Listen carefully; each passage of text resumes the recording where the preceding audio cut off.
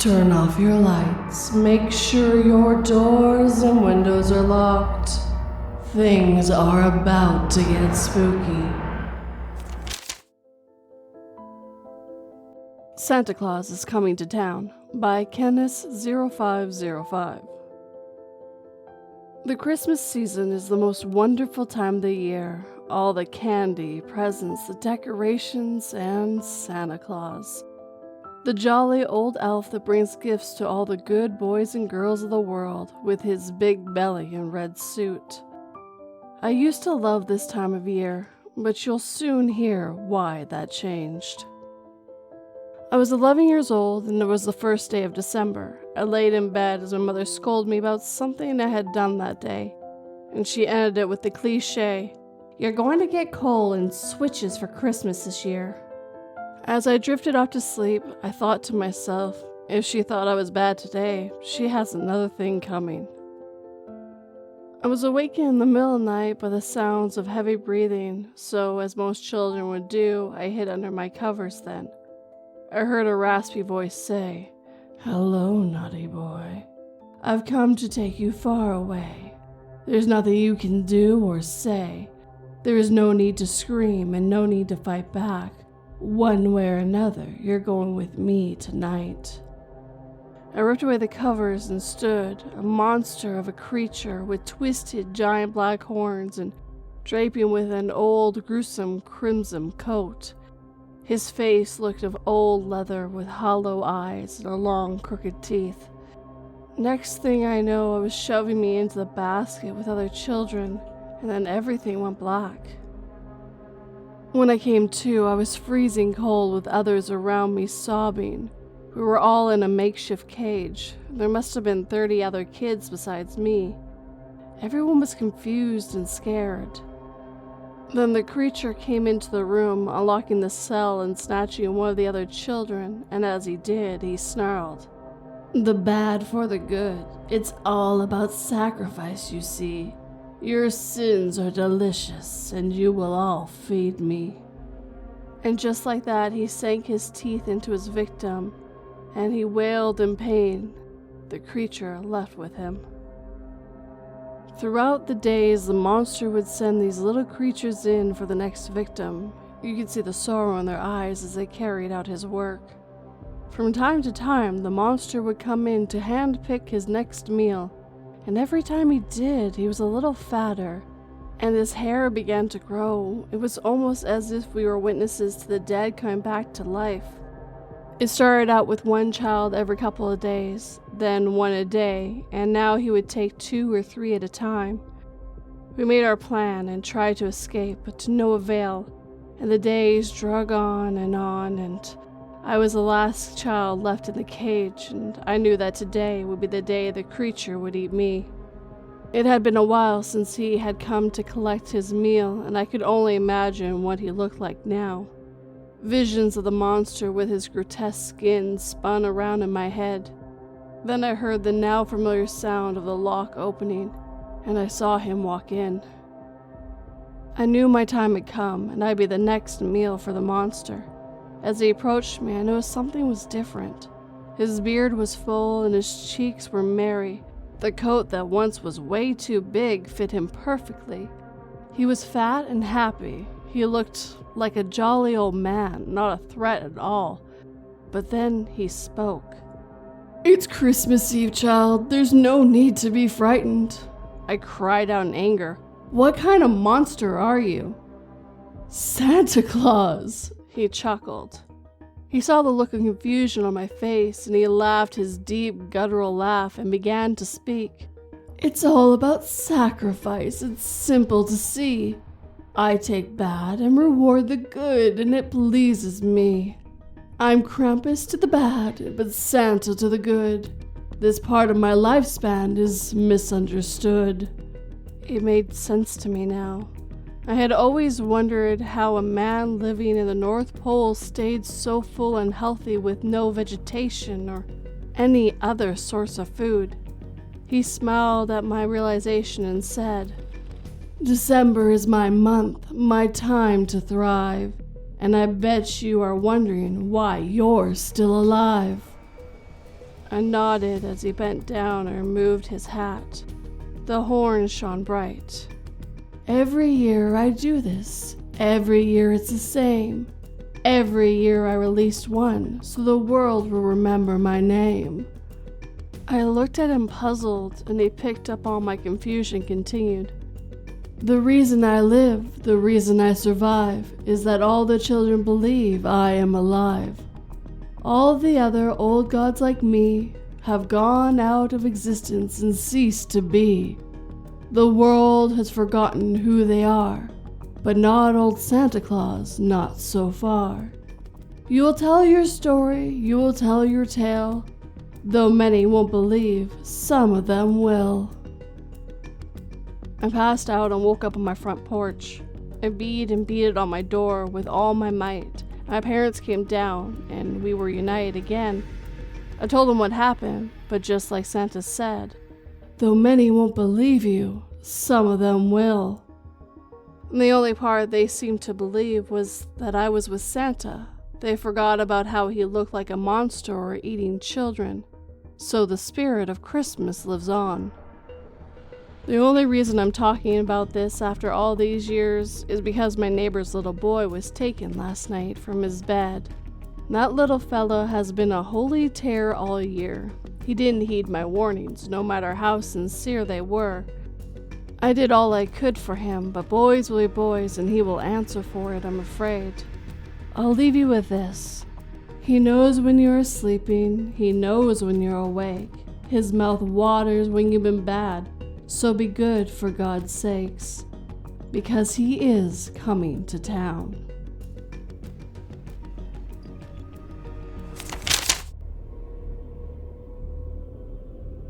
When I arrived at the hospital after being alerted of my daughter's car accident, I was relieved to hear that they had every specialist on her case. I was also mortified to hear that they had every specialist on her case.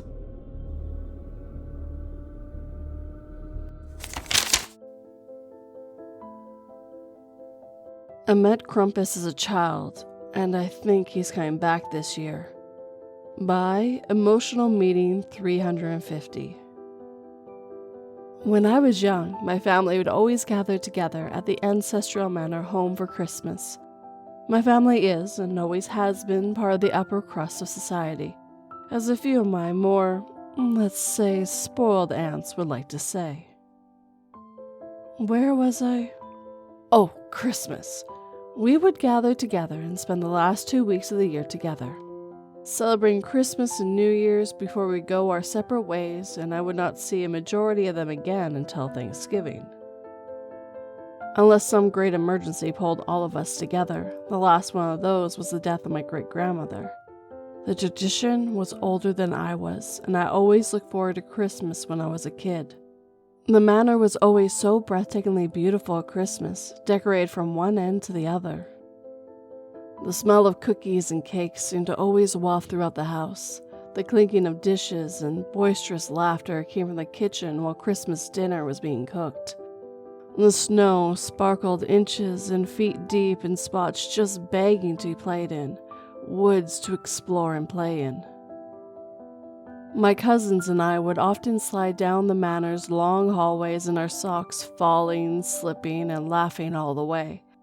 That usually would end up with one of us either crashing into something or getting hurt, or breaking something and getting scolded by an adult for at least 15 minutes. I think the worst that ever happened was one of us broke an arm and he had to go to the hospital, and he spent Christmas in a cast. Those memories were so precious, and while I treasure them deeply, I cannot say I miss the manor, not now that I know the truth. The tale I'm about to weave may sound like pure fiction to any who hears or reads this, but believe on nothing else but this: it is the truth. Keep yourself in your cocoon of false safety, if it pleases you. Keep your ignorance, but this is the truth. 2 decades of growth, the pain of puberty, and a king's ransom spent on therapy, hypnosis, shamans, and every spiritual remedy on the planet. and not one of them has brought me any semblance of peace. My tale begins on a snowy December eve, 4 days from the most magical of nights. That year, my best friend Caroline and her mother had come along with my family for Christmas. The day had been filled with joy and laughter. We played in the hills of snow all day and long into the evening. We mean Caroline and I, along with my horde of cousins and some kids we found in the street, my brother, playing in the woods bordering the back end of the property. We played games of the wood, not minding the danger of being in the forest so near dusk. We played until my great-grandfather, who was born in Germany and only came to the States when he was 4, he was pushing 91. But he was still, to quote my grandmother, spry as a barny rooster. He called us away from the woods, telling us it was getting too late and the woods were too thick and it was getting too dark to explore them today. Hearing our groans of disappointment and the general sounds of a group of young, curious children being denied an adventure, great-grandfather smiled, and with the patience of a saint, he reminded us we would be there for 2 solid weeks, and we would have plenty of time to explore when there was more light. He shooed us back onto the snow, where we continued to play under his watchful eyes. We were called in the house late into the evening. The sun was finishing its ascent to the skyline. The adults rushed all the children to separate bathrooms in the expansive manor home. When we were all washed, warmed up in a new pair of Christmas pajamas, another tradition. We were fed a dinner of chicken soup from scratch to chase away any remaining chills. Once we finished eating, we were quickly hurried into a large living area, where hot chocolate and platefuls of Christmas cookies waited. We settled in for a round of Christmas movies. It was the adults' way of trying to get the kids to calm down and unwind before bed. I hardly paid attention to the movie. My attention was on Caroline. She was more reserved than usual, so I waited until everyone was absorbed in the movie to ask her what was wrong. I suspected it had to do with the fact that her parents were getting a divorce. Caroline had told me about it at school, her face wet with tears, crying about how it wasn't fair. I knew them telling her about it so close to Christmas didn't help. When I suggested she write to Santa and ask him if he'd make her parents happy again, she said 4 words I'll never forget. The 4 words that, in hindsight, they changed everything. Santa Claus isn't real. After she made that statement, I called my best friend the entire world a liar. She shrugged and said her dad had told her after she handed her mother her letter to Santa.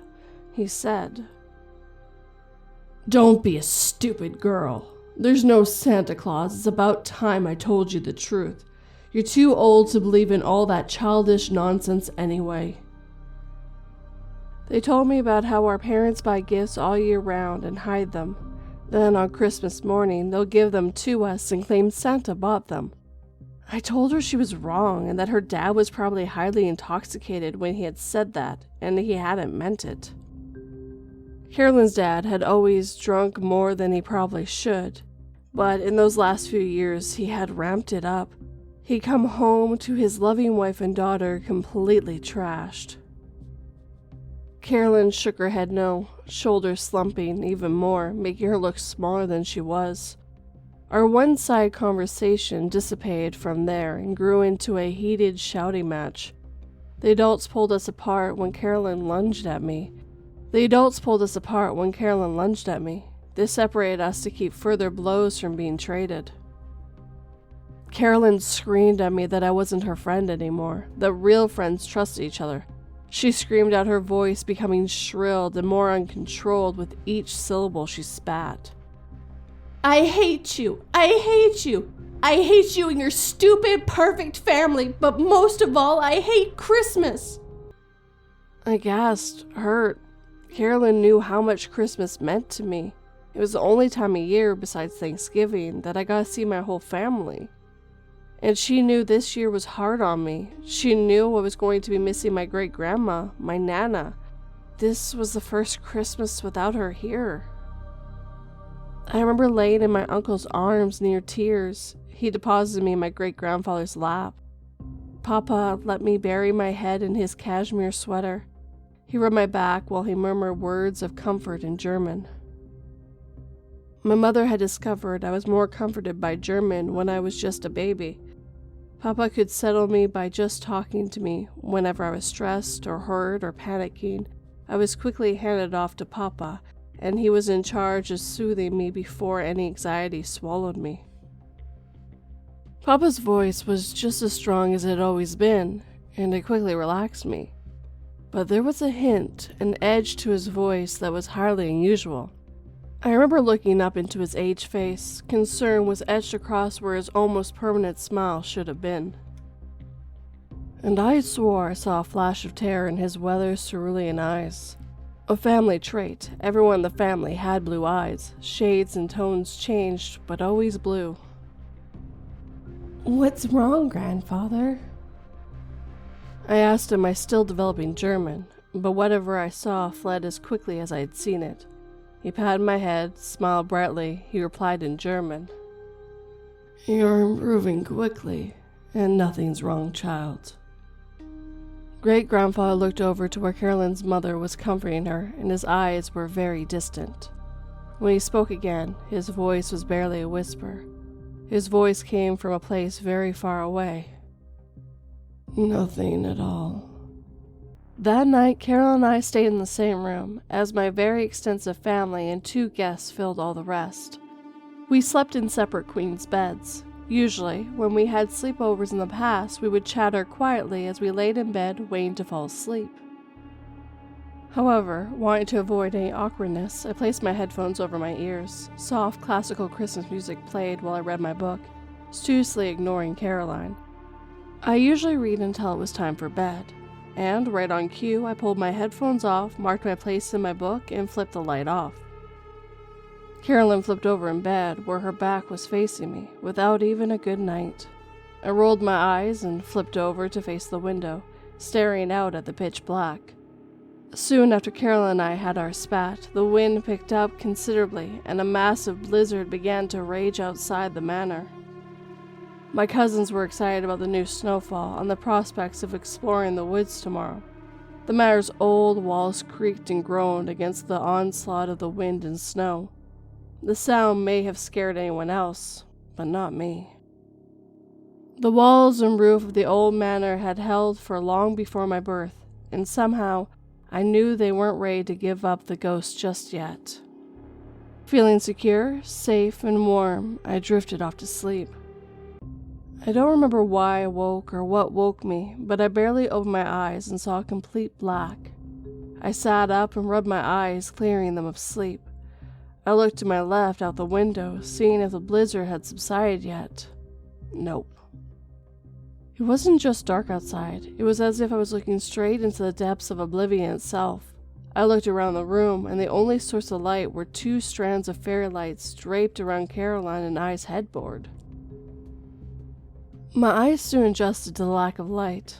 Looking to my right, I saw Caroline was still asleep, so she hadn't woken me, and the storm didn't bother me anymore. I quickly noticed something else. It was bitterly cold in the room. No, not just cold. It was bone-shattering cold. So cold I could see my breath in front of my face. I shivered and pulled my blankets tight around me. Why was it so cold?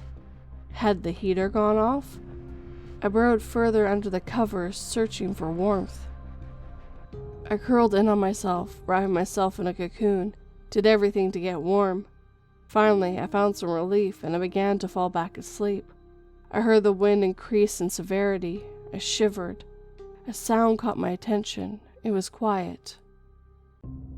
Just above the wind, barely decipherable, almost lost in the roar of the wind, it was a quiet sound of bells? It sounded like hundreds of bells all twinkling together in harmony. In my half-awake state, I briefly thought of Santa. But Santa was not coming that year. I sat up in bed again. I was shivering again. I couldn't sleep. It was too cold. I wrapped myself in my blankets and hopped out of bed. The floor felt like a block of frigid ice. I shivered again, and I made my way to the door to go to my parents' room. I wanted to get warm. I gripped the doorknob, which was so cold it almost burned. Just before I opened the door, I heard a sound up on the roof. I raised my eyes to the ceiling and raised an eyebrow. What was that? Did a tree limb fall on the roof? There it was again. It sounded like footsteps. Someone was on the roof. My breath grew heavier and quicker, my heart beating against my ribs, and blood rushed in my ears. Danger, my mind whispered. Every survival instinct inside of me screamed all at once. Run, run, escape. Now, more than ever, I wanted to be with my parents. I was 11 years old and I was terrified. Despite all of that, though, escape to my parents' room wasn't just for the safety of Mommy and Daddy. That's where Dad kept his guns. One thing kept me from bolting from the room. I heard them again, the bells. Only they were louder this time, as if they were coming from inside the room. I turned around, meaning to go wake Caroline and see if she could hear these things too. Only I froze when I turned, my whole body locked up. I was so still I don't think I even breathed, and for once in my life my mind stopped working. All the human instincts I had screamed at me about how wrong this was, about how wrong everything I seen was. I was always a bright child, put in advanced classes, moved up grades, music lessons, reading books that should have been far beyond my comprehensive levels. I was more rational and more reasonable and more sensible than many children my age. I often think about how it must have amused my parents to no end that even at 11 years of age, the age when many children began to question things such as Santa Claus, and as bright as I was, I still had such a steadfast belief in Santa. Now though, all the science and facts in the world couldn't help me. All the reason and rational thought, all of it vanished as I stared unblinking at what was in front of me. It was what I can only describe as a monster. It was enormous, I could tell, even though it was hunched. I could tell it neared or more likely surpassed 7 feet in height. The twisted, spiraled, ram-like horns it wore gave an extra foot to 1.5 feet. So it was closer to 8.5 feet. The fur that covered the entirety of its body was black as a moonless night. It was coarse, thick fur like a boar. It stretched across its hulking, massive frame. It stood on 2 strong legs that ended in cloven hooves that were deadly sharp points at the ends. A filthy, ragged cloak covered its broad shoulders. Underneath it, a long, heavy tail dragged along the floor behind it. A hood hid its head, but I could see its profile. I could see an elongated muzzle like a dog. It stretched into a sick smile. A smile that promised bloodshed and sickly evil deeds done over an eternity. With its smile, I could see every single one of its razor-sharp teeth that led into 2 impossibly long, impossibly sharp canines. They were made to rip and tear and shred. They were so long, I don't think it closed its mouth entirely. A long, slimy, forked tongue slithered and hung out of its mouth. Spittle ran down globs and dripped down onto a dingy, tangled beard. Its eyes were yellow and its irises red, the color and shade of blood. Wrapped around its body and clasped at its wrists were thick chains. Every ragged breath the monster took caused them to tinkle, like bells. Oh God, the bells. The ones I heard earlier, they weren't from Santa. They were a warning. They were a warning that this thing was coming. The sound was methodical, beautiful, just proposed to what it heralded. Much like a battle horn, they were the herald of death. The realization slapped me hard, along with the epiphany that I could die. So many thoughts raced through my mind at warp speed. I never get to apologize to Brittany for accidentally implying she was fat. I never see my dogs again. I miss Christmas with my family. My family. The thought of my family caused panic that had been bubbling in my gut to spread to my chest cavity, where it pressed on my lungs, making it nearly impossible to breathe. I was on the verge of a meltdown that would make Chernobyl seem tame. My family. If this thing got out and it went after my family, what would it do? Why was it here? What did it want? Why?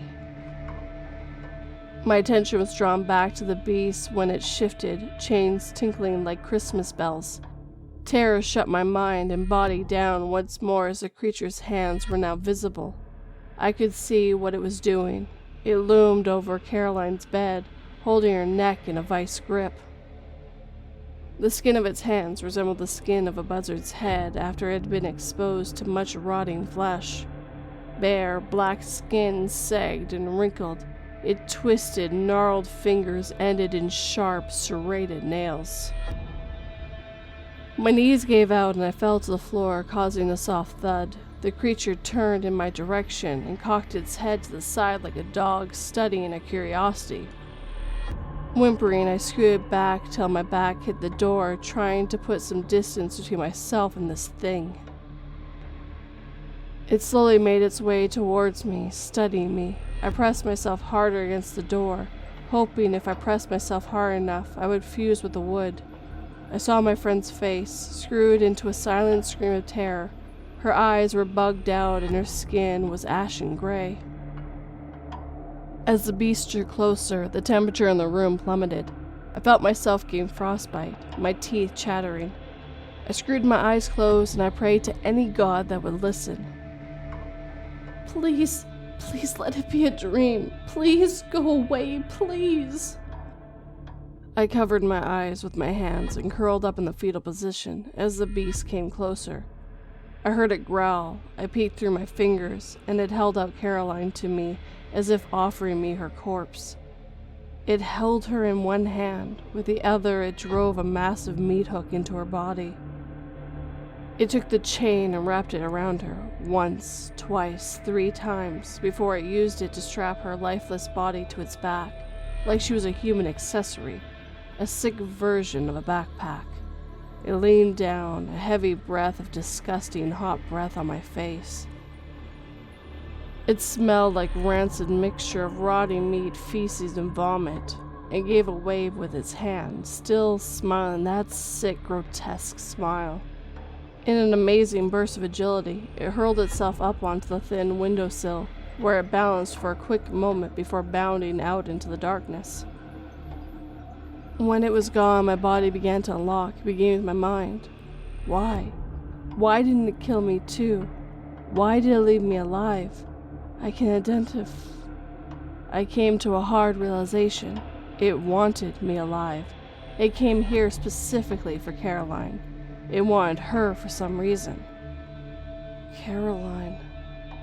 Oh God, my mind began to try to process what happened in what turned out to be 15 minutes, but to me it felt like an eternity. The cold was retreating, leaving the room feeling warmer, and my limbs began to come back to life. With the retreating of the cold came the break in my mind. Processing all that had happened proved to be too much for my small young mind to handle, so my mind fractured, and I began to scream. My family burst into the room. My mother picked me up off the floor and held me close as I continued to scream. She began to ask why I was so cold and tried her best to comfort me. My father held both of us. He tried as well to comfort me, but failed to do so.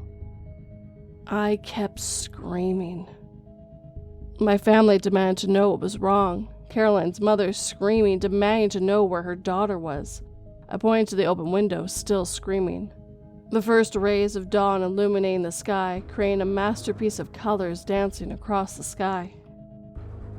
In the lighting, you can see on the windowsill 2 perfect hoofprints sat in the snow gathered on the sill. My great-grandfather ran to the window and began to yell out curses in German. He slammed the window closed and turned to face his family. He marched across the room and took me from my parents. He began to quiet me. Slowly, I fell into a catatonic state. My family gathered around him. Demanding to know just what had happened, he looked around the room. His gaze touched each one of his descendants, and he only said one word. Krampus. At the sound of its name, I began to scream again. There was an investigation and a manhunt. Search parties scoured the property for days trying to find a trace of Caroline. They found nothing. Not that I expected them to. They found Caroline's body abandoned. She had been left by a sewer grate. Discarded like a piece of festive waste, she was miles from the manor. She was nude, and this I only learned years later, but she was missing her eyes. No arrests were ever made, not surprising. I was questioned by several officers, detectives, child psychologists, and everything in between. I never said a word. In fact, I didn't talk for almost 3 years after the incident. Even after I began talking again, I never spoke about that night, not to anyone save for my therapist. Now I'm married with a son and daughter of my own. My family still comes together on the holidays, only never at the manor again. After Caroline's murder, we sold the manor and it was left to rot. I'm writing this as a warning. If you hear the bells, it's already too late. I think Krampus has kept me around. Every so often I will hear the bells. Sometimes they're barely discernible. Others, they are deafening. Just a little reminder he's always there, always watching. He's sporadic with his visits. It's like he's blown in by the wild winter winds. I've never heard the bells on Christmas again though, but I'm worried. This year is an important year. My son is 11 this year, the very age I was when I met Krampus.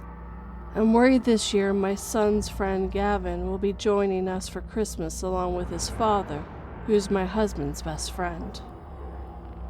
Gavin is much like Caroline. His parents are divorcing. His mother is a severe alcoholic, and his outlook on Christmas is very pessimistic. I tried to refuse, but my husband went ahead and invited them without consulting me. By the time I was told, it was too late. So, here in my office, I sit on the week before Christmas, here in the dark worrying. While my family sleeps safely tucked away for the night, I can vaguely hear the blizzard raging outside. It's gaining strength every hour. The wind roars, blowing the snow against the house. My husband comes to me before he heads to bed. I kiss him goodnight. Knowing it would bring up unanswerable questions, I hid how angry I am at him. I sit here in my office, a shotgun loaded and sitting in my lap. As I stare up the ceiling, I'm listening intensely. Dreading to hear anything other than the wind, the grandfather clock chimes midnight, the electricity goes off. And there they are, barely discernible above the wind. I can hear the faintest sound of bells.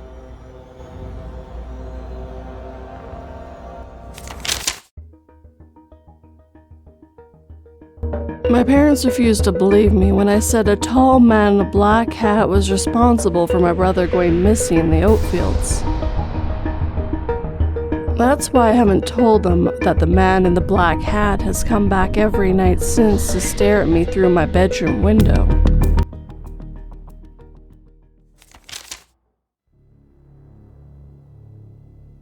The Michigan Dogman by Frostbrior. I've always been fascinated by urban legends and tales of supernatural creatures.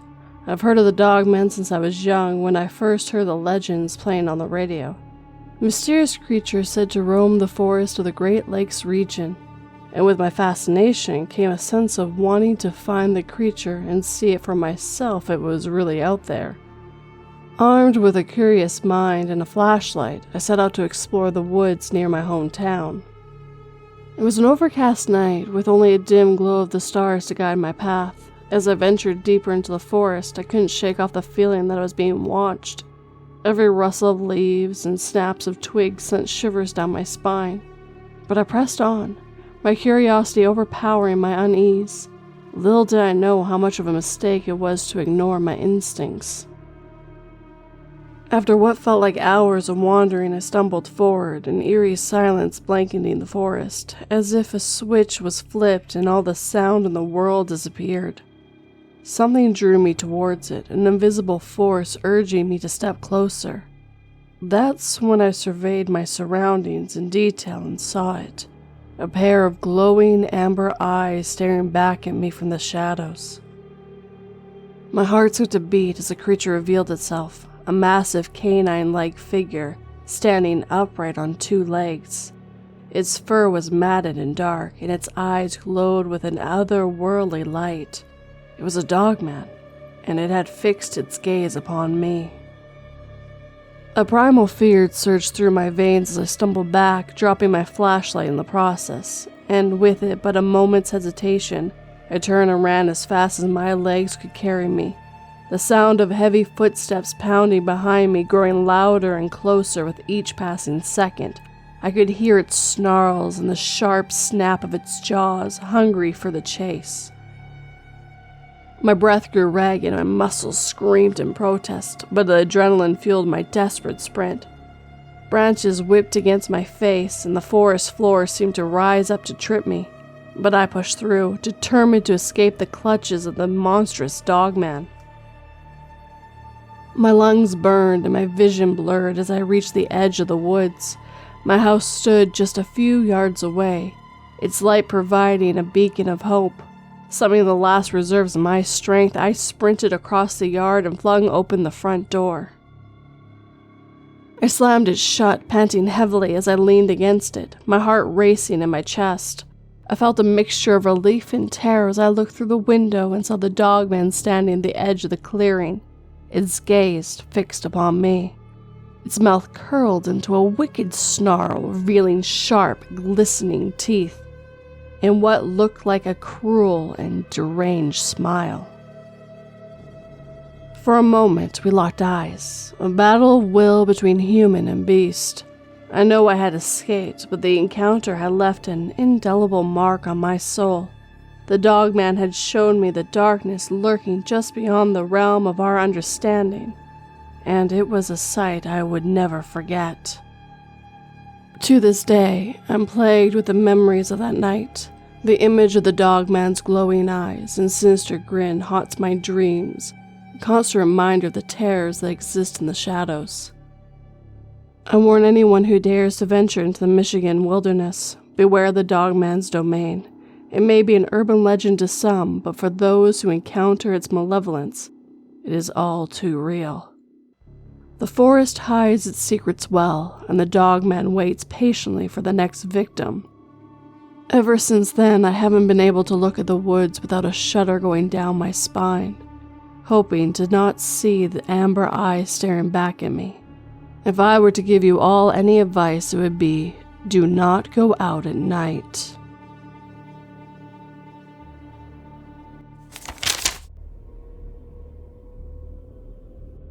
They don't tell you that the worst part of the job is the smell.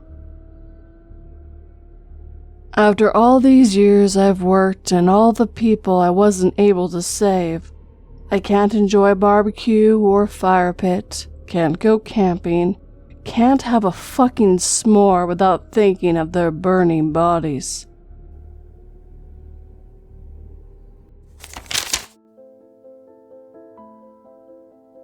Don't Tell a Soul by LoFo. Who the fuck was that, Jess? I could hear my mom's latest boyfriend scream at her through the thin walls on our single-wide trailer. For the last time, you know him. His name is Kenny. Nothing happened. I could hear my mom scream back. Her voice was hoarse, trying to hold back tears. I listened to a nightly back and forth while switching my gaze from my broken oscillating fan in the corner of my broom closet of my bedroom, and out into the dark Kentucky countryside through my bedroom window. I never liked listening to those arguments, but at some point, they became so regular that I was able to tune them out most of the time. Some nights, like tonight, were different. I found myself hanging off of every word to a near pointless argument that I cared next to nothing about. They always ended one of two ways. The first was a round of equal parts rough and loud makeup sex, and the other was Jimmy getting kicked out. At the same time, my mom spends the rest of the weekend at Gators, the local dive bar for trailer trash like us, known for serving almost any paying customer, regardless of age, before coming home with a new boyfriend who never had less than 2 DUIs. After the first bottle of whiskey smashed against the wall, I decided I didn't want to stay in the trailer that night. It wasn't unusual. I had a habit of crashing with friends for weeks on end, and in 1996 there was nothing I could be tracked with, not that anyone would have. I cracked open my window about halfway and slid out into the cold November air. I stuffed my hands in the pouch of my hoodie and began to walk to the center of the trailer park. As I drew closer, an ever-present flickering glow began to reflect off the vinyl sidings, and grew stronger and stronger against the side of each passing single wide. Rounding the last trailer is met with a Sunday bonfire. Over a week, most people save up all of their excess paper and cardboard waste to burn every Sunday night. Around the fire sat 3 slowly decaying couches, the upholstery looking more like rags loosely tossed over the frame and cushions. Jim sat on the closest couch, back to me, nursing whatever the cheapest beer at the gas station had been that day. His eyes were fixed on the ever-dying fire, only 15 minutes at most from turning into dying embers. Without saying a word, I grabbed the last beer from the 6-pack and took a seat beside him to watch the fire die. We sat for maybe 5 minutes before he finally said anything. New boyfriend? He wasn't looking at me, still fixated on the fire. I answered by taking another long sip. Damn. He took the final sip before crushing the can and tossing it into the fire to deform even further slowly. He stood to his feet and stretched an arm out to help me up. Come on. I took his hand and pulled myself up, becoming a little lightheaded as I gained my footing. I followed him without another word to his rusting, rust-red Ford pickup parked behind his trailer. Jimmy had become like an older brother. He was almost 7 years older than me. He was growing facial hair while I was still figuring out multiplication. When he had gotten his license and his family kicked him out, we didn't see much of him for almost a year. Then one day he pulled right back into Bronze Anchor Meadows, the sign even more decrepit than when he had left. He marched right up to a trailer, keys in hand, and walked inside. No one knew what exactly he did for work. Having known him for as long as I had, I guess he did whatever he was paid. He never worked for one sole person or company. When he finally came back, he was almost like a god to the younger kids. Gain a single wide all to yourself at 18? Unheard of for us. Looking back on it, it's almost laughable what we thought the heights of luxury was. I climbed into the passenger seat before slamming the door that was so badly in need of an oil shut. He slid the key into the ignition and shifted into first before pulling out of the park. I reached under my seat and pulled out the small shoebox filled with cassettes. His selection was small: Motorhead, Metallica, and a few other bootleg country tapes mixed in with everything from black metal to Wu-Tang. Do you have anything good? I asked. My voice was hoarse with disuse. I hadn't thought about it, but that was probably the first time I had spoken in 2 days. That is it. Jimmy said, motioning to the box, not taking his eyes off the road. Make something good out of it. I kept pawing around the box until I settled on Nirvana's Nevermind album. I opened the case and slid the worn 5-year-old cassette into the filthy tape deck. When I hit play, track 1, Smells Like Teen Spirit, roared to life. I adjusted the volume and asked, Where are we going? Jimmy stayed silent. Are we just driving, or... He cut me off. You want to make some money? His question caught me off guard. I hesitated. How much? He started doing math in his head. Every half second that passed felt longer and longer. Nirvana was completely tuned out. I'd say around 25 grand each. I felt my soul leave my body for a moment. I never heard someone talk about that much money, let alone seen it. How? I'm sorry? He finally looked over at me. How are we getting it? You remember when I took off a few years ago? Yes. I met this guy. He collects things. What things? I half expected him to tell me we're on the way to rob an art gallery. All kinds of stuff. He showed me around his trophy room once. All kinds of things. A lot of old things. Most of them looked like they were about 5 seconds from turning into dust. He seemed to be excited to be telling me all about this, like the weight was finally being lifted off his shoulders. Nate, this is your fucking payday, man.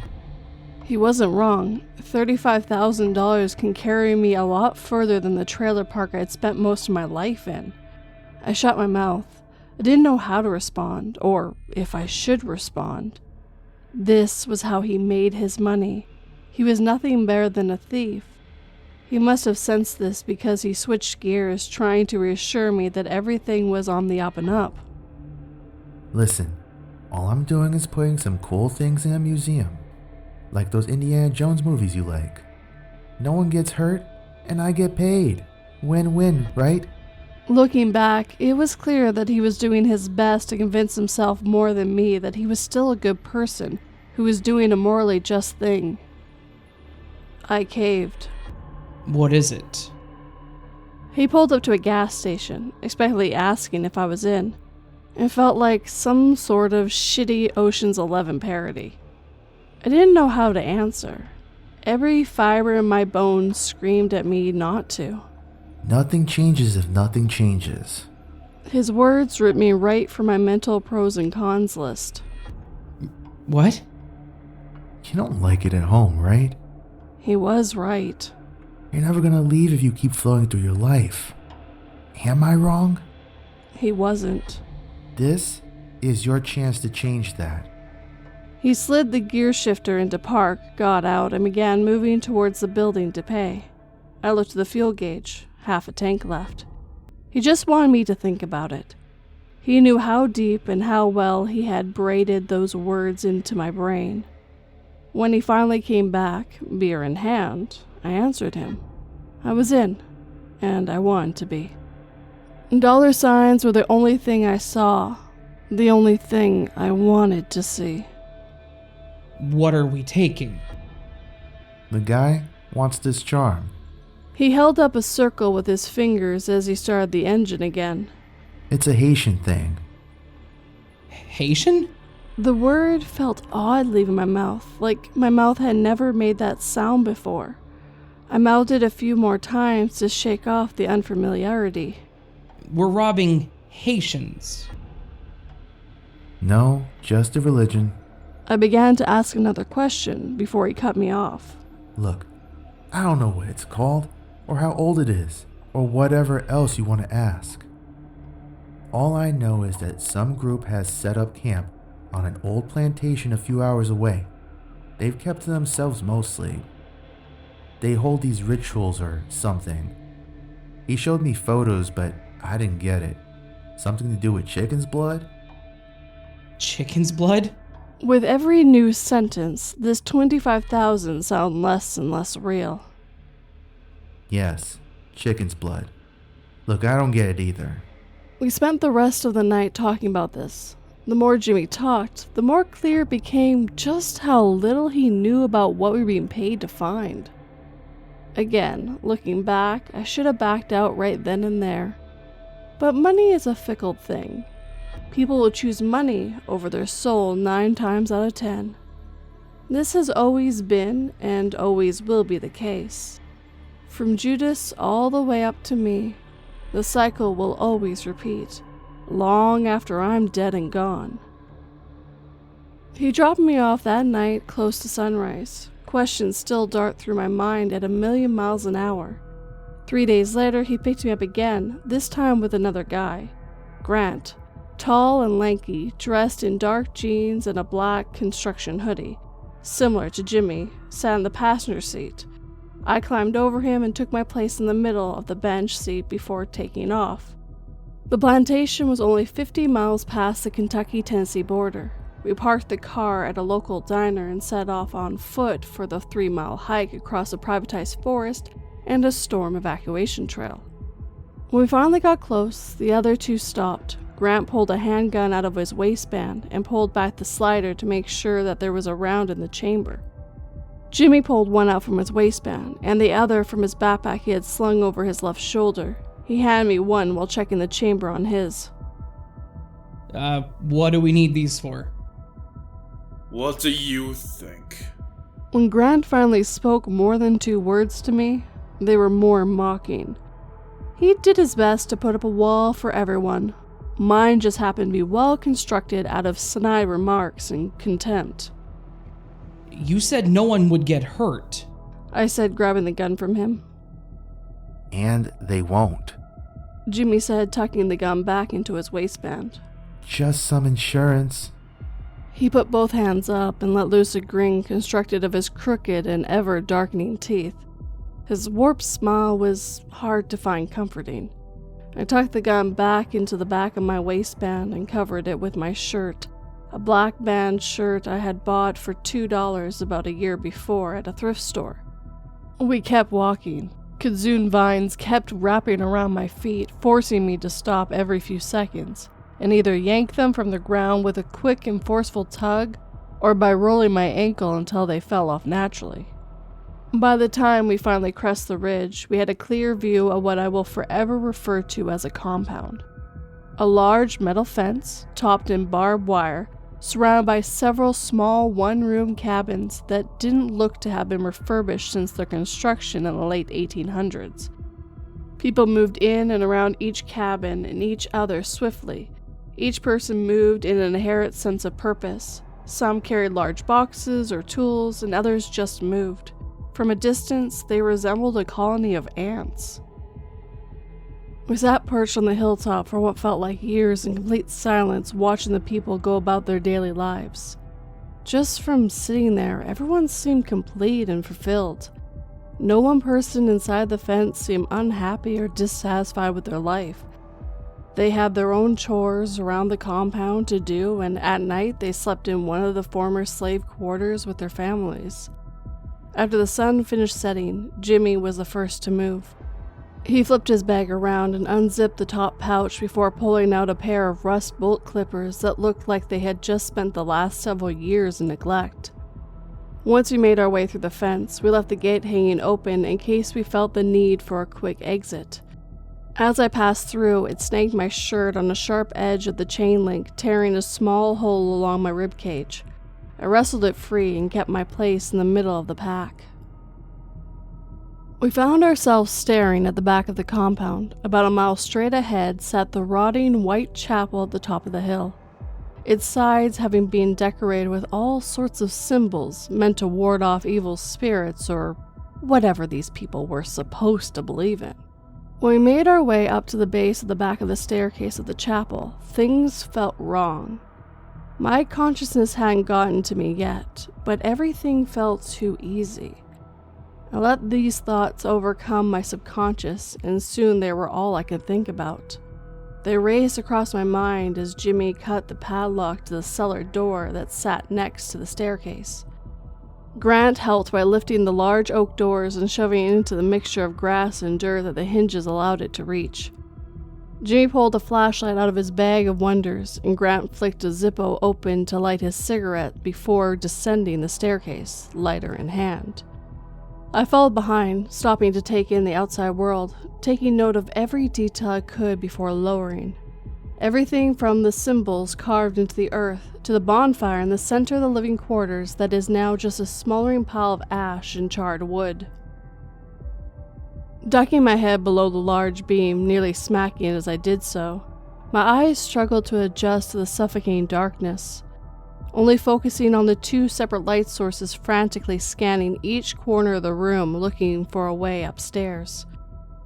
Eventually, Grant's lighter illuminated the rusty remains of what had once been a ladder. The bolts hung freely from the brackets that were clinging to the ladder frame by the ancient welds. Jimmy shook it to test its strength before remarking that it felt good enough. Jimmy went up first, lifting the hatch at the top just enough to peek through. The light above spilled across his face before he pushed the hatch the rest of the way to open and climb through. When I finally had my turn to surface, I was met with 2 lines of candles stretching for what seemed like miles. In reality, it was really only 30 feet or so. The lines ran parallel to make room for someone to walk. It reminded me of a wedding or any formal event that involved someone walking down an aisle. The hatch we ascended through was located in the very back of the rather large one-room chapel directly behind the altar. When I finally found my footing, I spent an extra few seconds taking in the entire room, allowing a few quick breaths to calm the ever-rising wave of anxiety I had allowed to grow in the cellar. My body rocked back and forth on the aging wood flooring, laying out a slow creak with every small shifting of my weight. To my left, Jimmy and Grant had found another handmade wooden cabinet locked shut with another padlock that seemed like no match for the neglected wire cutters after a few attempts. My eyes scanned the windows as they opened the cabinet doors and began rummaging through its contents. As I finished the first lap, my eyes stopped on the now roaring bonfire, where what seemed like seconds ago was nothing more than a smoldering pile of ashes. I tried for their attention, getting shrugged off as they pulled out pieces of dirty cheesecloth wrapped around a large disc. I yelled and Grant smacked his head on the top of the inside of the cabinet. What? He yelped, holding his hand to the back of his head. I pointed out the window and their eyes widened in sync. Never been religious. As we began to turn heel and run out the door, Grant refused to follow. I was baptized by my grandmother when I was first born, but I quickly fell out of the church. I've always found that most jaw-dropping moments are when the atheists drop to their knees.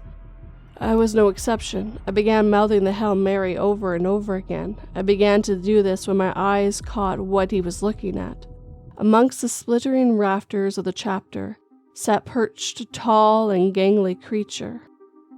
The emaciated figure was hunched over, its knees in its chest, as its massive bony hands clasped firmly around the wooden beams as if they were a twig. Its face was difficult to describe, as if every person I had ever met were formed into one being. It smiled at me with perfect snow-white teeth that clashed with the rancid filth that covered its skin in a thick layer. Its hair drifted with the wind in thin strands. With its head cocked to the side, I began to backpedal away from it slowly, maintaining eye contact as I did so. When I finally built up the courage to turn my back, I was met with Jimmy yanking on the handle to the back door. When that didn't work, he resolved to kick it down.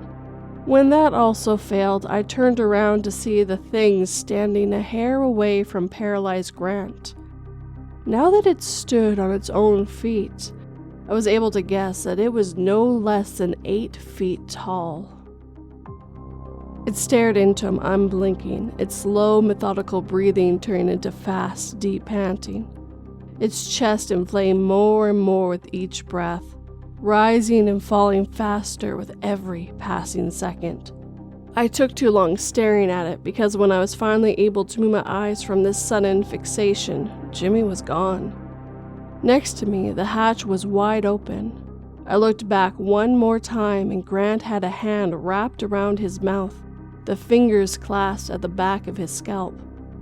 He tried his best to scream, but was only able to manage a soft, muffled whimper. The creature lifted its other hand up and brushed it down the front of Grant's face. He had stopped trying to scream by now. Now he stood there panting in unison with the thing, eyes wide. It dropped its grin. I don't know what's more unsettling, the ending rows of perfect teeth or the complete absence of any emotion on his face. It lifted 2 fingers with its unoccupied hand and began tracing the features of Grant's face. I ducked my head below the floor when it slowly pushed towards his eyes. I slammed the hutch shut above me, but that didn't stop the shrill. Pain wailed from penetrating the floor. The ladder gave out from the wall as I did my best to scurry down as fast as possible. I was pinned to the floor. It must have weighed only 60 pounds at most, but I still found myself struggling to lift it from my chest. After struggling to roll out from under it, I managed to shove it off to the side, leaving a thin, deep, and long slash down my forearm. Blood began to emanate from it almost immediately. I held on to what I could and squeezed as hard as my hand would let me in a futile attempt to stop the now gushing blood from pouring out of my arm. I looked over. The cellar door was left wide open. I pawed at my waist, hoping against hope that I had actually worn a belt for once, but I hadn't. This sudden realization led to my heart racing even faster, thus more blood spilled from my arm. I began to hobble my way to the steps. My vision began to go in and out of focus. I began to feel my legs go numb underneath me as the saturation of everything around me shifted. I was barely able to pull myself up over the last step. I flopped onto my back and stared at the quickly darkening stars as I tried my best to make right with God through my delirium. I was halfway through my half-hearted plea for mercy when everything faded out. The only way I can best describe the feeling after waking up is shock. I felt everything in my body seize as if I had come back from the dead all at once. The next few things I noticed were the inability to move my hands or legs. The next was the bizarre heat that ran up and down my entire body coming from the left of me. I rolled my head over and I was met with a bonfire only 3 feet away from my nose. I had been tied down. People were crowded around me as I lay unable to move. I thrashed against my restraints to no avail. The adrenaline had worn off by now. My arm burned internally, and every movement felt like I was rubbing glass into the wound. Looking around, I could see several people gathered around me in a circle that wrapped around the fire. No one said a word, instead chose to stare at me in silence. I thrashed against my restraints against the pain, all the while screaming whatever ascetics came to mind at whoever could listen. I stopped my thrashing when I noticed the skin and eyeless corpse of Grant impaled on a stake that was covered in now congealed and burnt blood that stretched into the sky from his throat in the center of the fire. Slowly, his exposed muscles and nerves charred darker and darker. I couldn't see past his waist, but I could imagine his feet were no more than ash and bone by that point. From behind me, I could hear Jimmy. I couldn't see, but judging by the noise, he had also just woken up. However, instead of leaving him in his restraints, they cut him free and carried him into my view, still completely silent. One man in a large, filthy, Catholic-style white gown. As he stepped closer to the fire with the aid of a walking stick, he removed the disc from inside the gown and delicately unwrapped it from the cloth. As he did so, a small murmur broke out amongst the crowd that slowly came together to form a hushed prayer in a language I had never heard before. He lifted his stick and affixed the disc to it through the hole in the center and placed it into the fire before turning around to face Jimmy and the 2 men that were holding him. He knelt down to eye level with him and placed his palm onto Jimmy's forehead and began to say a prayer. I pulled around my restraints to gather my range of motion to find that I could no longer feel the gun I had tucked underneath my shirt. Eventually the priest stood back up and grabbed the now white-hot branding iron by the leather-wrapped handle. The 2 men holding Jimmy on his knees stood him up to face me. Don't you touch him. Tears welled up in his eyes. Keep your hands off of him. One of the men holding him pulled out a small pocket knife and held it to his throat. For one final moment, we locked eyes before he mouthed, I'm sorry. The serrated blade ripped across his esophagus. A large, interrupted stream of black-red gore spilled into the bucket that had been placed at his feet. I began to cry and thrashed even harder at my restraints, causing a few of the fresh stitches in my arm to burst. Jimmy dropped limply into the uncut grass where the blood continued to pool after the bucket had been adequately filled. When the priest walked over, he began praying louder. A woman walked up from behind me and ripped my shirt more from where the fence had snagged it earlier, before placing the bucket that had just been at Jimmy's feet, before disappearing back into the crowd. The priest stopped his prayer and lunged the iron into my now exposed skin. Immediate, sweltering pain. I tried to tug away, but that only made the burning worse as he pushed in the iron even more. The stench of melting flesh filled my nostrils. When that failed, I resorted to the one thing I could control. I screamed at the top of my lungs until my throat burned more than my abdomen. The crowd began to chant something in the same language the priest had been praying in. He pulled the iron away and dunked it into a bucket of water below me, the steam bellowing up and obscuring his face. I began hyperventilating while trying to slow my breathing between bursts of frantic and uncontrolled panting. He raised the bucket just above the burn and poured it over. The blood turned the pain from burning into retching. The body isn't meant to fluctuate temperatures that much in such a short amount of time. I rolled away from him as he set the bucket back down. He stepped towards my head and placed a hand on my forehead before beginning to recite the same prayer he had for Jimmy. I yanked my right arm upwards and felt the zip tie restraint give slightly. I pulled at it as hard and as fast as I could until it gave up. I mustered every bit of strength I had in my left arm, and I hit the priest as I rolled over and forced the other zip tie apart. My feet came out even easier, only tied down with 2-foot-long sections of rope held together with a loose square knot. Adrenaline had more than kicked in by this point, and I darted behind the cabins towards the general direction where we had entered as fast as my legs would take me. I scrambled under the fence and back to my knees as fast as I could, with several sets of footsteps chasing after me. After what felt like 10 miles, I couldn't muster up the strength to look behind me. After another mile, the sun had finally broken the horizon, and several strands of light poked through the thicket. I finally allowed myself to stop and take a breather. I collapsed at the base of the tree, finally allowing myself to feel the intense burning pain in my side and the throbbing coming from my now mostly clothed arm. I slowed my breathing and began to cry. I bawled my eyes out for what felt like hours when I felt some more air puff up onto the nape of my neck. I flipped around and landed on my back, staring back at me. Hands and feet firmly planted into trees was that thing, smiling as brightly as it had at Grant. I scrambled away and picked up the closest rock to me before holding it like a weapon. The thing began to chuckle at me. It felt warranted the more I thought about it. What was I going to do with a rock? I dropped it and fell to my knees, arms outstretched. I clenched my eyes shut as tightly as possible, waiting to die. When nothing happened, I opened them to lock eyes with the creature, still smiling. In a moment, it had an entire claw on my stomach and was lifted above the ground by my neck. I tried to let out some sort of noise, anything that could tell anyone where I was. Nothing. No sound emerged. I looked down again to watch it rip downwards, and my stomach and entrails piled at its feet in a wet clump.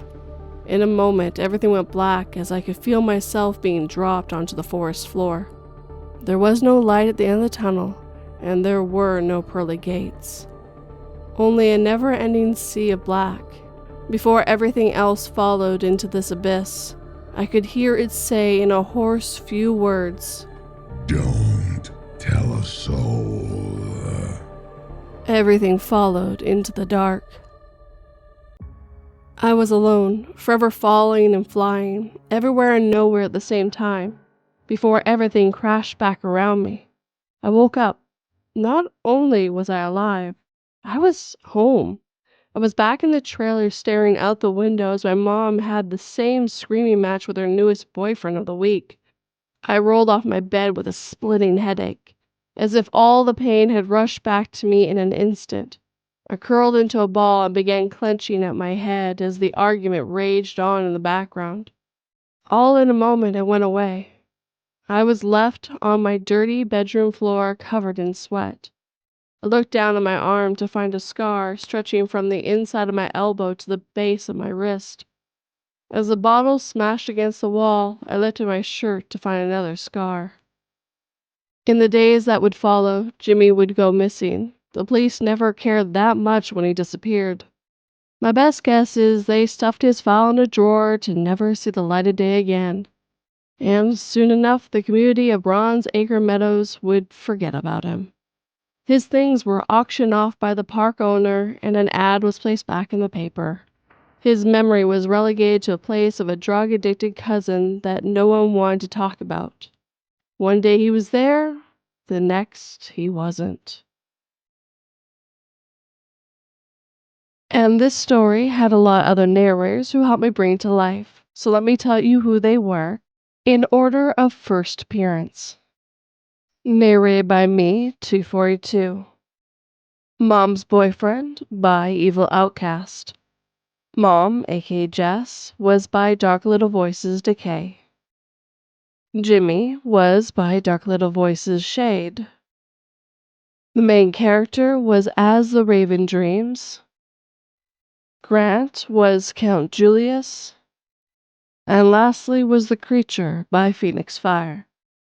And please remember to check out these other narrators. All their links will be in the description box / show notes.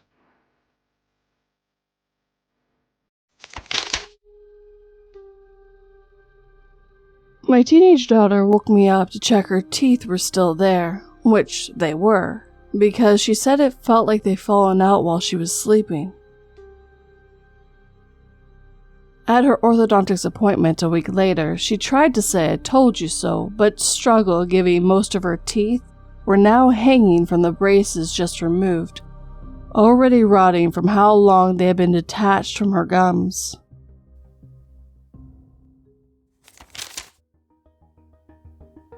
Unfinished Echoes by Amoki06. I was a regular soldier deployed to Bosnia, a country haunted by the echoes of war. The year was 1996, and tension still lingered in the air. Our mission was to support peacekeeping efforts and assist with humanitarian aid. It was time of rebuilding, but little did I know that something sinister lurked beneath the surface. We were stationed at a remote outpost nestled in the heart of Bosnian countryside. The days were mundane, marked by monotonous patrols and tedious routines. But as the night fell, the true nature of this place began to reveal itself. One evening, during a routine patrol, my comrades and I stumbled upon an abandoned village. Its dilapidated houses stood as eerie reminders of the past. Broken windows stared out like hollow eyes, and the wind whispered through the crumbling walls.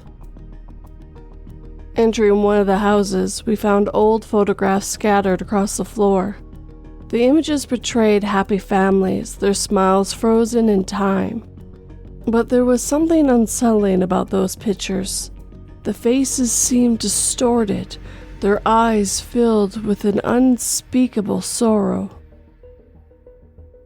As we continued exploring, we discovered a hidden cellar beneath one of the houses. The air grew thick with a sense of foreboding, but curiosity got the better of us. We descended into the darkness, armed with rifles, flashlights, and trepidation. The cellar was damp and oppressive, the scent of decay permeating the air. Dust-covered cobwebs clung to every corner, and the silence weighed heavy upon us. But it was the whispers that sent shivers down our spines, the faint echoes of voices long gone. We followed the whispers deep into the labyrinth tunnel that snaked beneath the village. The walls were etched with strange symbols that spoke of ancient rituals and forgotten horrors. I couldn't shake the feeling that we were trespassing into something far beyond our comprehension. Time seemed to lose its meaning as we delved further into the darkness. The whispers grew louder, more intense, as if beckoning us towards an inevitable fate. Our flashlights began to flicker, casting erratic shadows upon the walls. Suddenly, a blood-curdling scream tore through the air, echoing through the tunnels. Panic gripped us, and we scrambled to find the source of the sound. But in the chaos, we became separated, each soldier disappearing into the abyss. Alone in the darkness, I stumbled forward, my heart pounding in my chest. The whispers transformed into a guttural growls, and the shadows danced with malice intent. Fear clung to me like a second skin, consuming my every thought. As I wandered deeper into the abyss, I came across a chamber adored with occult symbols. In the center, a grotesque altar stood, bathed in an otherworldly glow. I felt an irresistible pull towards it, my body moving on its own accord. As I approached, the whispers intensified, forming a cacophony of tortured voices. Their words intertwined, creating a maddening symphony that threatened to shatter my sanity. The altar seemed to pulse with a sinister energy, drawing me closer and closer. I reached out to touch it, my fingers grazing its surface. Suddenly, a blinding light engulfed the chamber, and the voices crescendoed into a deafening roar. The next thing I knew, I was back in the abandoned village, surrounded by my comrades. Confusion clouded our minds as we tried to make sense of what had happened. None of us could explain the supernatural forces that had whisked us away. But it was then that we realized that one of our own was missing. Private GenSen. We retraced our steps, searching every nook and cranny, but there was no sign of him. We refused to give up, desperate to find our lost comrade. Days turned into weeks, and weeks into months, but our efforts were in vain. Eventually, we were reassigned and forced to leave Bosnia behind. But the memory of that forsaken village and the unfinished echoes of the past would forever haunt our dreams. We never found closure, never discovered the fate of Private GenSen. Years passed ever since our ill-fated encounter in Bosnia, but the memories remained etched in my mind. The unfinished echoes of that forsaken village continued to haunt me, refusing to let go. Determined to find closure, I embarked on a personal journey to unravel the mysteries that plagued my thoughts. Throughout countless hours of research and investigation, I discovered a hidden history of the village we had stumbled upon. It turned out during the Bosnian War, the village had been the site of an unspeakable atrocity. It was a place where the innocent lives were mercilessly taken, their spirits forever trapped in the depths of despair. Armed with the newfound knowledge, I returned to the village, now a ghostly shell frozen in time.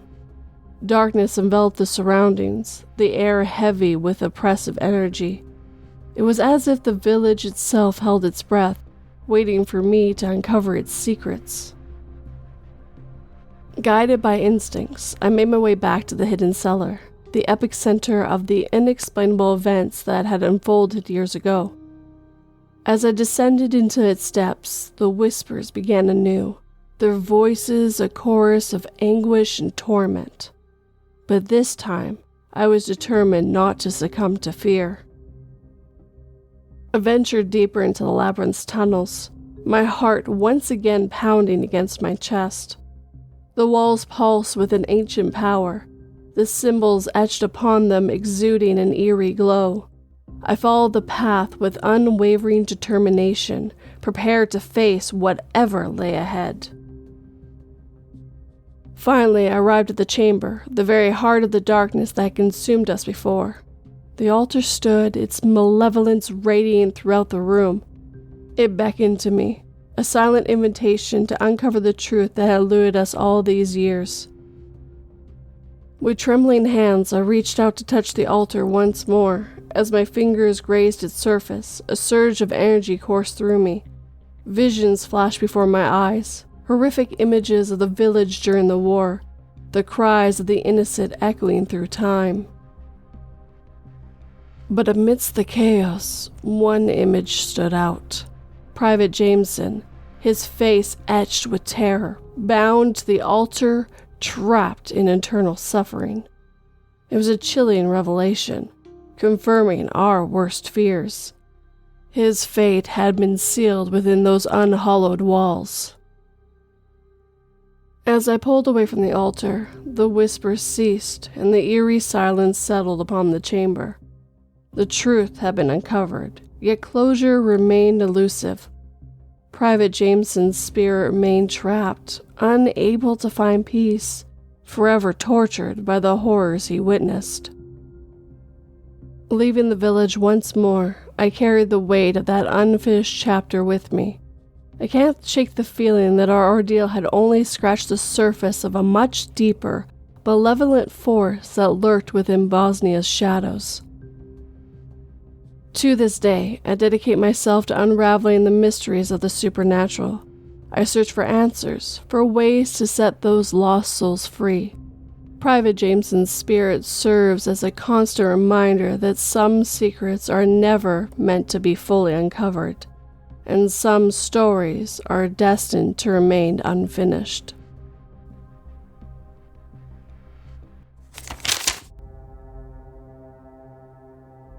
I know, pretty silly that our house has chicken legs, huh? I asked my daughter, turning the page in the storybook as she wrinkled her nose thoughtfully. Yeah, Daddy. It reminds me of the house Tommy went in last year before he ran away.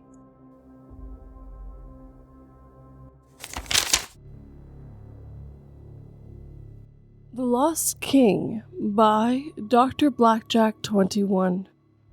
Quick warning, this story may be difficult to listen to those who have experienced the loss of loved ones to dementia. The meeting was going poorly. Things were threatening to unwind as the council destabilized into panic and shouting. The demon horde was there. It was the end of all things. Princess Thela felt herself being swept up in a tide of despair that was threatening to overcome the last gathering of elves and men. But her role was to provide an aura of quiet serenity wherever she went. And if that was all she had to offer in these dark times, she would do so now. Unfortunately, her brother, the king of the elves, didn't share her sense of duty. Amongst all the shouting, he leaned over to his two closest advisors and whispered low enough that Thela herself was likely the only one to hear them. Gather your most trusted warriors. This alliance is over. We retreat behind our walls to enjoy what time we have left while we wait for the end. His words drove a knife into Thela's heart. She watched as he, the noble king of elves, snuck out of the war council, leaving everyone else to their fates. For a moment, her serene smile faltered as her eyes threatened to overflow with unwanted tears. But that was when she caught his eyes for the first time. At the other side of the room, a human general met her gaze. He was far too young for the role that had been thrust upon his shoulders, more by vacancy and necessity than experience. But his gaze held a steely resolve that helped Thera find serenity once more. She smiled and nodded her gratitude to the man who probably had no idea what he had done for her. He grinned toothily at her, and she noticed a wicked glimmer in his eyes. Thera continued to watch as he took a deep breath and bellowed over the crowd, drawing everyone's attention as he did so. Lords, ladies, and fellow generals, all I'm hearing are the words of the lost and defeated. This is the doom of our times. The end is here. Let us run and hide, buying what little time we may.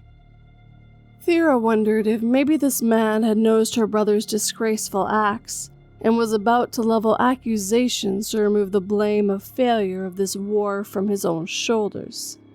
The princess couldn't even blame him.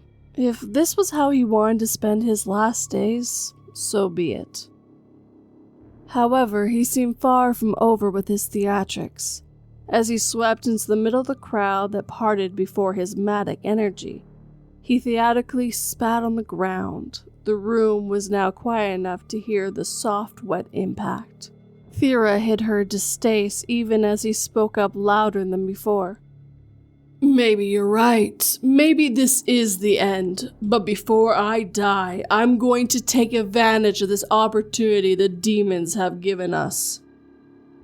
The room was so quiet now even Thela's heartbeats seemed deafeningly loud in her ears. She was wondering the same thing as every other person in the room was wondering. What opportunity could this madman mean? He didn't waste the attention, and even stood on a table dramatically, pointing into the distance towards the approaching demonic horde. In all the time we fought them, the demons have been careful and meticulous, teasing and testing our lines with constant harassment, never staying and fighting unless they had the advantage. They spread out and overwhelmed us with numbers we couldn't hope to match, thinning our ranks as we stretched too thin. Every warrior present knew precisely what the madman meant. Trying to pin down the demon army was like trying to pin down your shadow, and every attempt saw you slowly clawed and bitten from behind. But now, the man unleashed the wild smile of his on the crowd, and Thala could feel the tiniest surge of hope from the gathering lords and ladies, and the man drove his point home. But now, for the first time, all of the demonic horde is in one place. All of their champions, lords, and heroes stand before us. They think we're broken, weary, and at our ends. They think to intimidate us with a show of force before butchering us like cattle. They think we have no fight left in us. The look in his eyes was mad and infectious. Thala could feel the hearts of everyone in the room starting to beat stronger and faster as the tempo and volume of his speech gained traction. To her, the hearts of those warriors sounded like drums of war as the madman made his final point. But in their arrogance, the demons have made their first two mistakes. They backed us into a corner, and then they gave us a target to strike at. Gather your men. If we must die this day, then let us ride out and meet them like warriors. Let us take this opportunity they gave us to drive a spear into the heart of our enemy. Let us break the horde here and now and then return home as heroes. A wild cheer rose up in the crowd, and man and elf alike ran to organize this final, desperate, insane assault, leaving only Thera and the mad human general alone. As he approached her, the princess felt her heart beat faster. A thought occurred to her. What would this insane human do to her now that they were alone? But in truth, she didn't care. If he could bring hope to her people in these dark times, he could do whatever he wished with her, and Thera would consider it a price worth paying. He drew close, but stopped just short. His pungent smell was offensive to Thala's delicate nose, but she could still feel his wild energy radiating off of him in waves. His smile was still feral, but there was something else hidden there that the princess couldn't place. One moment turned to two, then three, and finally the human spoke.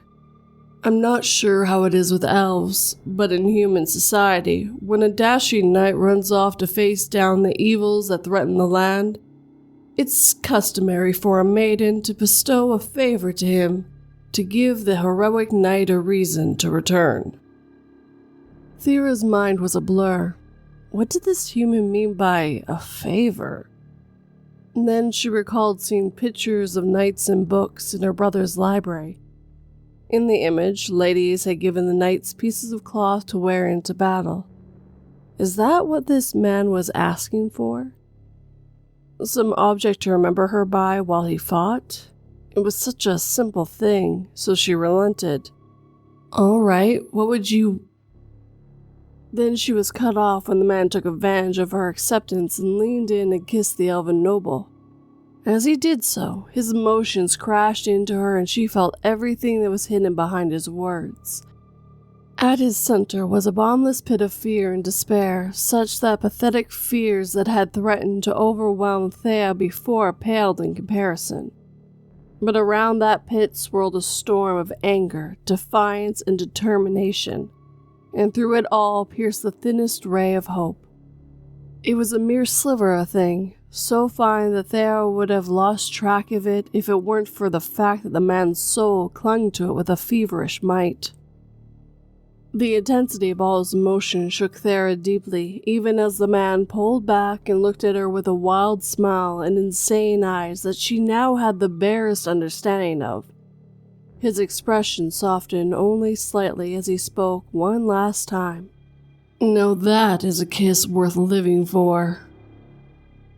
Before she could gather her wits, the human was gone, and Thera found herself mourning the man whose name she never learned. Thera smiled as she watched her husband, King Raidhold, shift uncomfortably on his throne. The poor man had no idea she had been the king's sister, and after all the other lords and nobles deposed her cowardly brother, they had been overjoyed to learn the mad human who had led them to victory in their darkest hours was also interested in the princess whose hand would decide the next king. All he had known at the time was that he was flushed with his victory and a possible survival, and she was a beautiful maiden. The celebration was just what one naturally did after such a thing. He had been the center of many feasts and toasts, but didn't catch on until too late that one of those had been a wedding feast, and he was the groom of honor. Not that he minded too much. If marriage was the price of the pleasure of Thera's company, then it was a small price to pay. The whole king, though, that was a different matter. He had been every bit as wild and energetic as a king as he had been a general, so much so that his new subjects often affectionately referred to him as the Mad King. He was known for being the first to dive into trouble and the last to walk away from it. He behaved nothing like any sane king they ever known, and they loved him for it. Under his rule, the elven and human alliance had gone from a fragile, temporary thing to a mighty country that rivaled any other more pure nations that bordered them. As time passed, there were signs of his aging. As much as Thera tried to drive them from her mind, his mortality weighed on her. Not that she regretted marrying her mad king, she just didn't want their brief time together to come to an end. But try as she might, the signs were slowly starting to become harder to ignore. His arms didn't swing as freely when he walked, and his legs sometimes seemed to become heavy. In addition, his posture was becoming slightly sloped, and his arms and legs seemed quickly to get sore and stiff. The people listened to and respected their king, but recently he had grown tired of the bureaucracy. Unless he took direct hand in anything, nothing seemed to get done. That's when he came up with the clever idea he was about to present. Thera watched her mad husband with pride as he presented an insane idea that only he could come up with. "Lords, ladies, nobles, and rabble, I come before you with a proposal for the future of our kingdom." There was cheer from the crowd. Even the elven lords smiled with as much affection as they were capable of, which, according to Rainhold, was none at all. But he trusted Thela that it was there even if he couldn't discern it. The king continued. "As it stands, our country needs a way to more efficiently make decisions. As evidence of this, during our last rainy season, we took so long debating the best way to deal with the flooding waters, we almost lost many of our vital crops.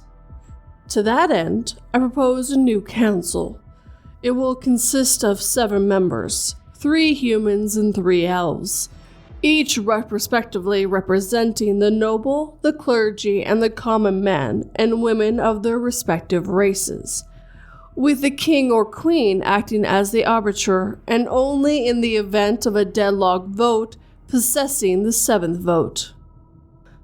The people were murmuring amongst themselves. This sounded promising so far, but it was missing their king's now familiar odd touch. However, it seemed Rainhold wasn't finished. Gaining the people's attention once more, he continued. "However, to keep this from becoming a council of elves versus men, the elven leaders we voted for by the humans, and the human leaders shall be voted upon by elves. encouraging us all to act for the betterment of each other rather than ourselves. A cheer went up from the crowd as Reinhold waved at his people, though Thera saw him tuck his right hand behind his back. It was shaking in that odd way she noticed it was doing several times lately. She almost frowned at that, but instead turned and smiled at the crowd, moving closer to her husband as she did so. Thera was tired. She had been covering for her husband more and more, but she didn't know how much longer she could keep the problem from the people. They brought in the best healers in the country and swore them to secrecy. But every inspection revealed the same thing. His body was mostly healthy. The problem lay in his mind. The symptoms Thera had thought to be simply mortal aging were apparently a prelude to a worsening disease that would slowly rob her husband of his body and mind.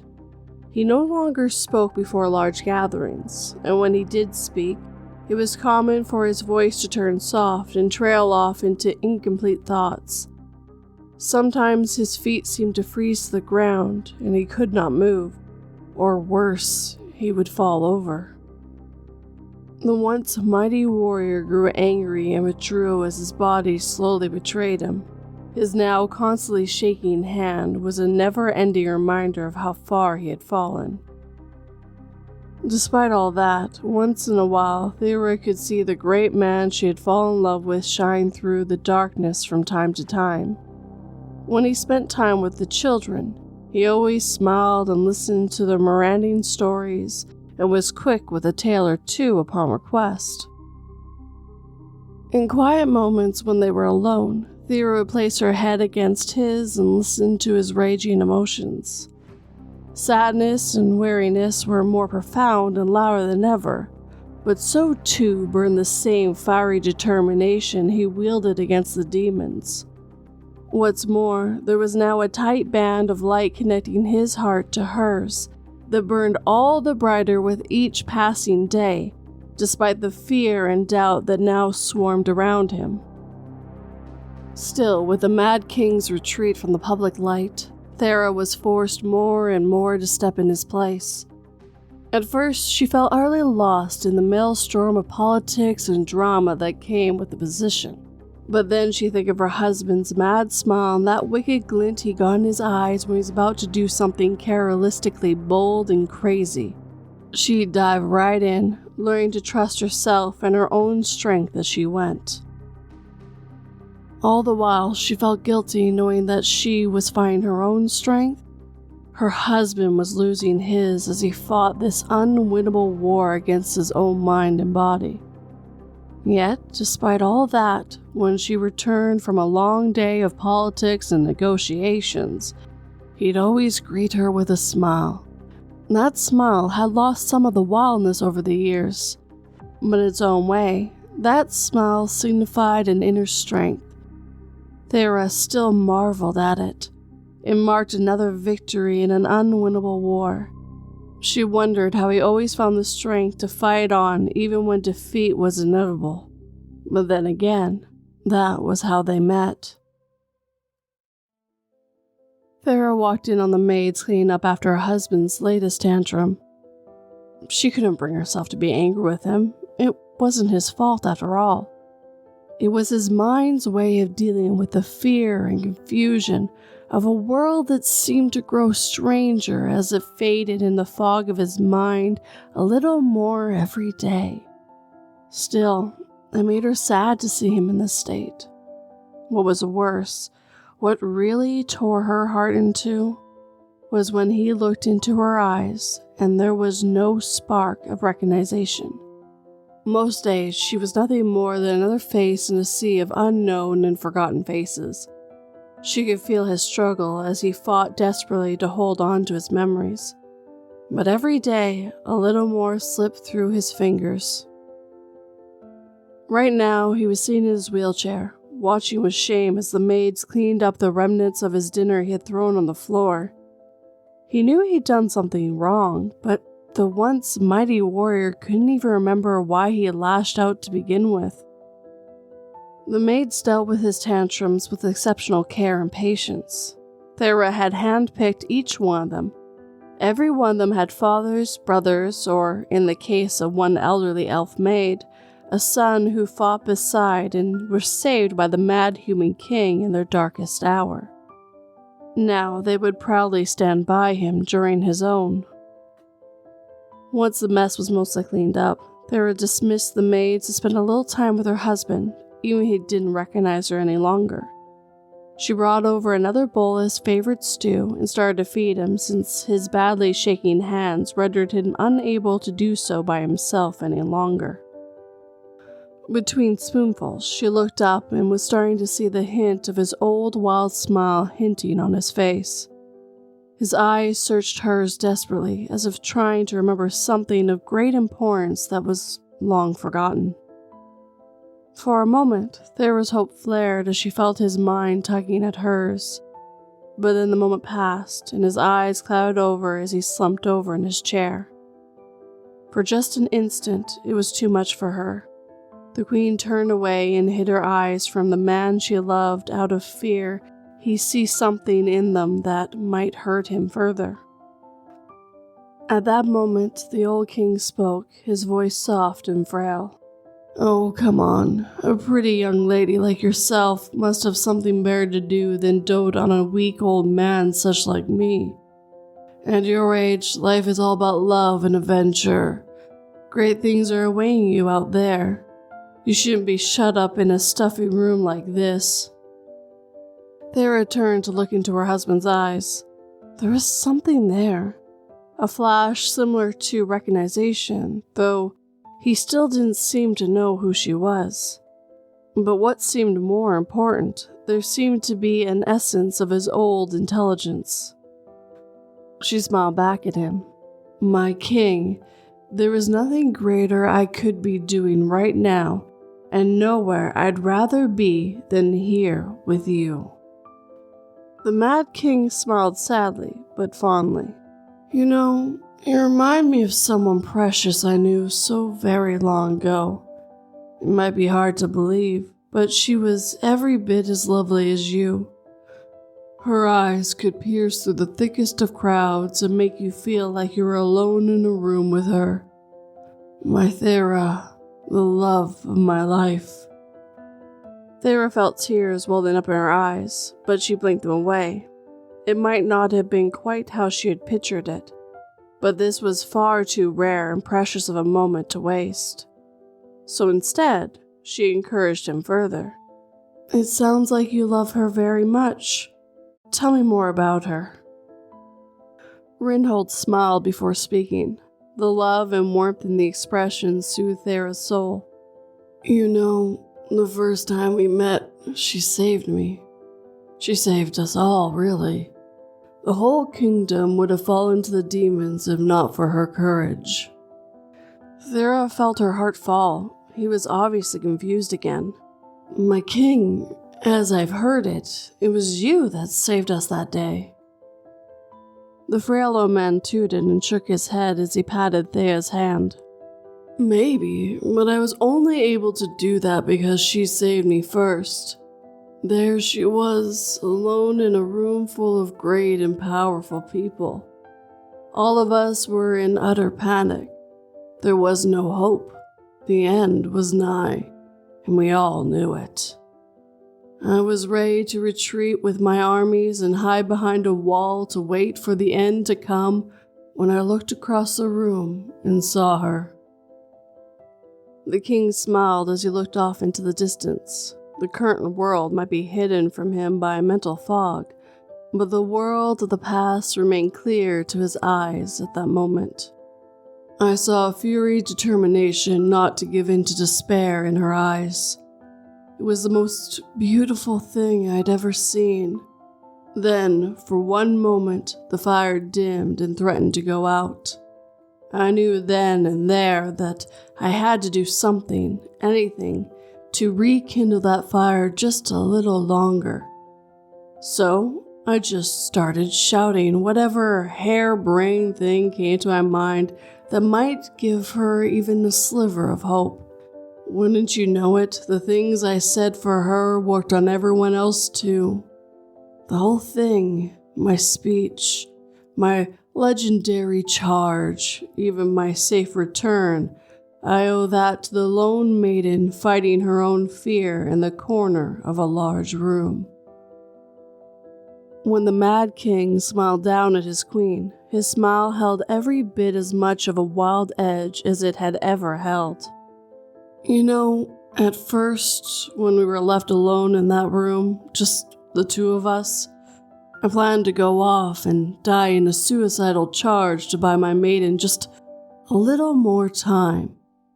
But she held me rooted in place, and I was helpless in her gaze. Thera's loving husband smiled as she drew closer to him. I don't know who was more surprised by our first kiss, Thela or myself, but I do know it was that kiss that gave me the unbreakable command that I must return to my princess. I charged into the heart of the horde and faced off against the innumerable nightmares, enraptured by the one incredible, life-changing kiss. Thela tightly hugged the love of her life once again.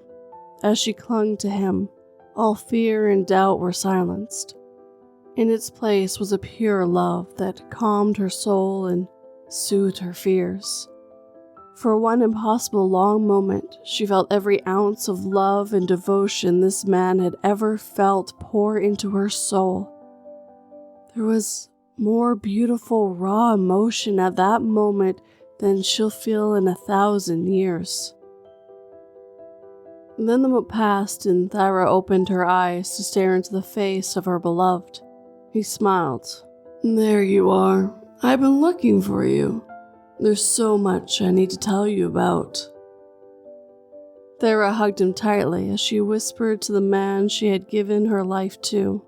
Of course, my king. Tell me whatever you like. I want to know everything. Thera hugged her great-granddaughter as they sat under the old oak tree behind the castle. This was her favorite place to rest these days. The tree was one she had planted to mark her husband's grave so very long ago, and in its shade she could almost feel him reaching through the ages to hold her close once again. She was surrounded by family and friends and finally enjoying her retirement, having recently given up the role as monarch to her son. When she had last checked on him, the poor king had been buried in parchment and paperwork as he struggled to undo some political faux pas that had been overinflated in the attempt to gain some leverage over the inexperienced ruler. But when he looked up and saw the old queen looking in on him, he gave her a smile that echoed his father's wild grin in such a way that Thera knew he would be all right. And a quick note from the writer. Just a thought I had. What was it like for Arwen after the end of The Lord of the Rings, watching Aragorn as he slowly died, leaving her behind? In this case, I obviously changed the specifics and added in a little extra from my own familiar experiences. Anyway, I hope you enjoyed.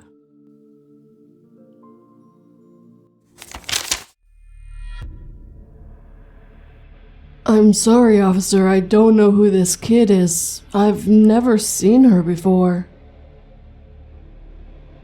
When my wife died on vacation, I saw an opportunity to relieve myself of our special needs child. She was more my wife's kid anyway.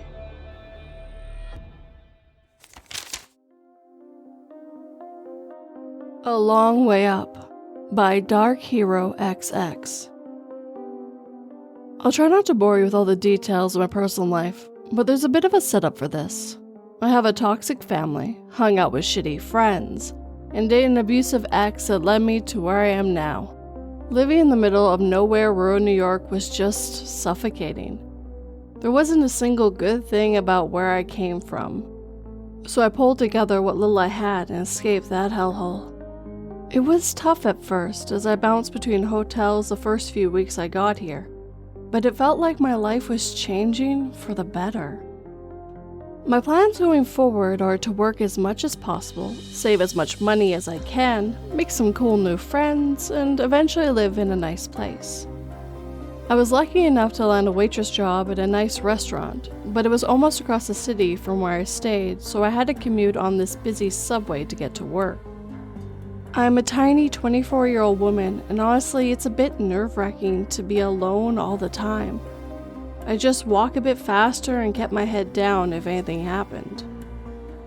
After a few weeks at work, I was finally able to find a cheap apartment a few blocks away from the restaurant. The apartment building had definitely seen some things, but anything was better than living bunk to bunk with strangers. You would think my place would be massive, with 8 floors within a weathered brick building, but when I reached my new home on 8B, I was faced with space where everything from the bedroom to the kitchen was a few steps away. As I got settled into my apartment, I was able to convince myself that it was still better than being abused every day. I sometimes work late from 3 p.m. to 11 p.m., and I'd be lying if I say I wasn't nervous going home at night. I've had a few instances where I had creeps on the street walk a bit too close to me, and a few of them even tried to follow me home. Thankfully, each time a cop or someone would be close by to intervene, but those are different stories for another time. This all happened one night after a particularly hectic shift at work. After cleaning up my section and clocking out for the night, I said goodbye to my coworkers as I went out into the cold night. My mind was completely blank and my body went autopilot towards my apartment building. I'm not sure if it was because I was just spaced out or what, but I remember that night everything was eerily quiet. Before I knew it, I was already at the entrance of my building. The door was old and heavy, so I snapped back into reality to exert an extra bit of strength to get inside. The door groaned as I pulled it open and I squeezed my body through. I was met with warm air, my cheeks tingling as my skin adjusted to the temperature. I stepped towards the elevator and pressed the button to call it down. I waited for a few minutes, then a minute more before pressing the button a couple more times. The elevator didn't come down, and I cursed under my breath as I made my way towards the stairs. I was so exhausted, and the thought of going up all these stairs just to get to my apartment on the top floor was already torture. I was so ready to just crash on my bed. The thought alone drove me to begin my climb up the stairs.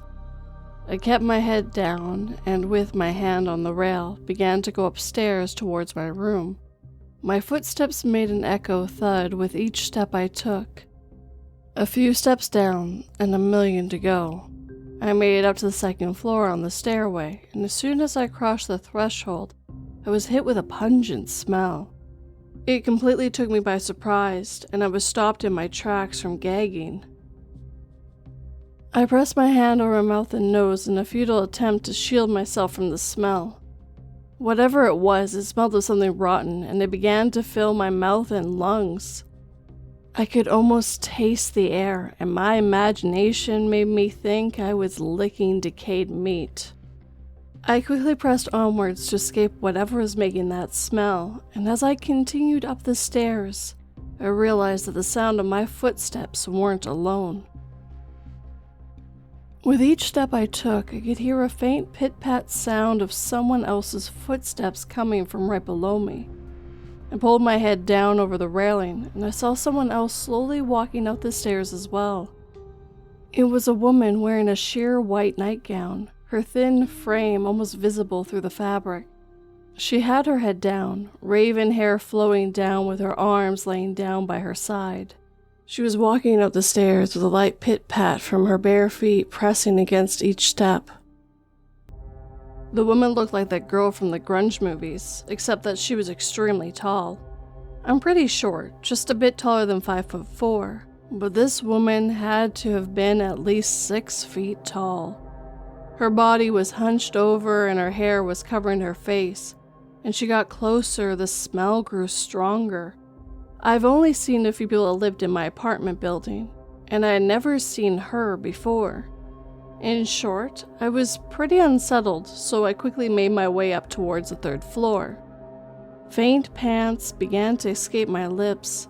Only a few flights of stairs and I was already getting tired. Then I heard the light pit-pat of the woman's footsteps again, except this time they were fast. I turned around and before I knew it, I saw her tall frame hunched over behind me. The nauseating smell forced its way down my nose and throat. I was halfway up towards the 4th floor, and she was a couple steps before the 3rd. She was just a couple feet away from me. Past my short breaths, I could hear her deep, scratching inhales with her croaking exhales. I didn't know if it was just a coincidence or not, but I quickly turned and bolted up the stairs. I shot past the 4th floor, and the noise behind me had suddenly increased in tempo. Pit-pat, pit-pat, pit-pat. I was wholly convinced now that this woman was following me. Enough was enough, so I started running up the stairs. I zoomed past the 5th floor, my heart was racing, and each breath I took was burning cold in my chest. I couldn't slow down. That woman's footsteps were loud and echoed behind me with a pit-pat, pit-pat, pit-pat. I swear her breath was right behind my head, and a warm mist hit my neck that caused a chill to run down my spine. What's worse was the damn smell grew even stronger, the odor of decay. My mind began to race. I was nearing the 6th floor, and I wasn't sure if I should start banging on doors on that floor to get help or attempt to make it to the safety of my own apartment. What if they didn't answer the door? Would I even make it to my apartment? What if she ended up catching up to me? At that final thought, I stupidly turned around, and I felt faint when I saw she was indeed just a couple steps behind me. Not only that, she was crawling up the stairs like some sort of animal, with her long, pale limbs and hair back as shadows covered her entire face. I let out a scream as I raced up the stairs even more. I hoped in my mind that someone would come out and save me, but as I made it to the 7th floor, I realized there was no savior coming to my aid. I had just one more floor left, and my apartment was the first door on the right from the stairs. I prayed to myself, begging for enough strength to somehow make it to the door before whatever that thing made its way to me. That was when I made the mistake of jinxing myself. I felt my right leg falter as soon as I made it halfway towards the 8th floor. My face began to crash towards the steps, but I was able to catch myself in time. I turned to see that the woman had caught up, and I could feel the blood draining from my face as my chest tightened at the sight of her. Her raspy breath filled my ears as she lifted one of her long, pale arms to reach towards me. She took a breath and let out a gravely stinging words. "Come with me." Her long fingers slowly wrapped around my ankle and began to pull me towards her. No, stop! I screamed at the top of my lungs. I kicked as I turned up to grab the step ahead of me in order to pull myself away from her grip. I was in a desperate struggle to escape, and as I continued to kick at her, I heard the snapping of bones. I was expecting a rush of pain to shoot up my body until I realized the sound of breaking bones wasn't from me, but from her. The woman's grip loosened around my ankle, and I quickly crawled up the stairs without turning back. I got on my feet and ran to my apartment door, turning around to see if my attacker was behind me or not, until I suddenly slammed into something that knocked me onto my ass. From the floor, I looked up and saw a familiar face of my ex-boyfriend looking down at me. An image all too familiar that caused a plethora of flashbacks to burst in my mind. I tried to lift myself up, but before I knew it, he had already grabbed my arm and yanked me up. I saw in his eyes so much anger, something else that I was familiar with. I went to the pain from where he was squeezing me, and I begged for him to let me go. I was stuck between a rock and a hard place, stuck between two monsters. He looked at me and scoffed. His voice boomed as he spoke. "You fucking bitch, do you know how long it took me to find your pathetic ass?" I felt so small now. Everything I had worked so hard to escape was now right in front of me again. Please, I'm sorry. Let me go, please. We have to get inside, I wailed. Like always, my words fell upon deaf ears. His gruff voice boomed again. You and I are going back home, and you are going to stay where you fucking belong. I tugged at my arm, but I couldn't move an inch within his grip. With my free hand, I swiped it across his face. I could feel his skin tear under my fingernails. He turned his head, and I saw my scratch marks had caused thin streaks of crimson. My little victory quickly turned to pure fear as he turned back to me with a face twisted in pure anger. He lifted a fist, and I just stood, closing my eyes to await the impact until I heard him let out a gasp. His hand loosened on my arm, and I heard him shout, "What the fuck is that?" I kept my eyes closed, but I knew what he was referring to. I could hear a pit-pats of her steps, and the deep raspy breath echo through the hallway, and the air filled with the smell of rot. I curled into a ball, waiting for one of the monsters to come and finish me. Instead, I heard my ex's footsteps thud away from me, followed by fast pitter-pattering of a woman's towards him. I was on the floor next to the door of my apartment, cowering like a small child as I heard the thud of impact. I looked to see the woman, so tall and thin, hovering over my ex and beating him senseless. Blood began to splatter with each blow to his face, and then I heard a door creak open. I turned towards the direction of the sound to see an old woman peeking through the cracks. Her face was pale as a sheet and filled with fear, a fear I had grown too familiar with tonight. I couldn't speak. The words just couldn't come out, and all I could do was mouth out, "Help." I saw her take a deep breath and open the door. She had a cell phone gripped in her hand. I already called the police. Her meek voice filled the hallway. We both looked down the hall and saw my ex bloodied and beaten on the floor, with no sign of the woman in sight. The old woman and I were frozen in place for what felt like hours until the police finally showed up from the elevator. My ex was beaten to near death by a mysterious assailant. The old woman and I described the tall woman to the police, but they were in disbelief. My ex was rushed to the hospital, and that was the last night I ever talked to him. A couple days after that, I was filled with terror when I thought about going up the stairs. Luckily, the elevator worked without fail. Eventually, I went next door towards the old woman's apartment to finally thank her for helping me. When she opened the door, she looked at me with surprise, but invited me in for a cup of tea. We sat in silence for a moment until I asked her if she knew who the woman was.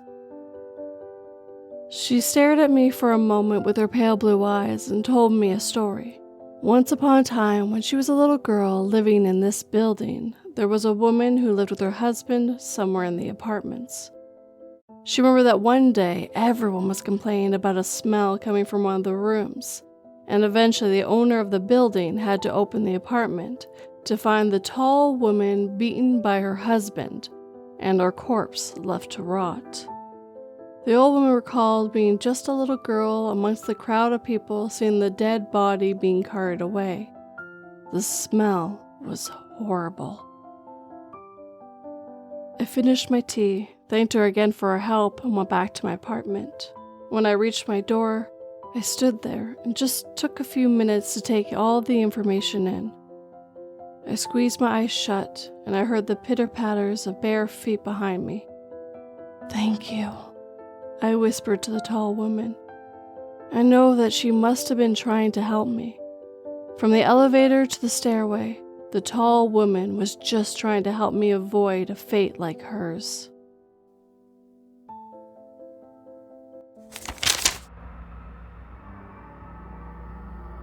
"Stop that!" I yelled, simultaneously laughing and horrified at my best friend, pretending to drop a large rock over the overpass rail. Next thing I know, Time is standing still, and we are helpless to do anything but watch it crash through the windshield of an oncoming minivan.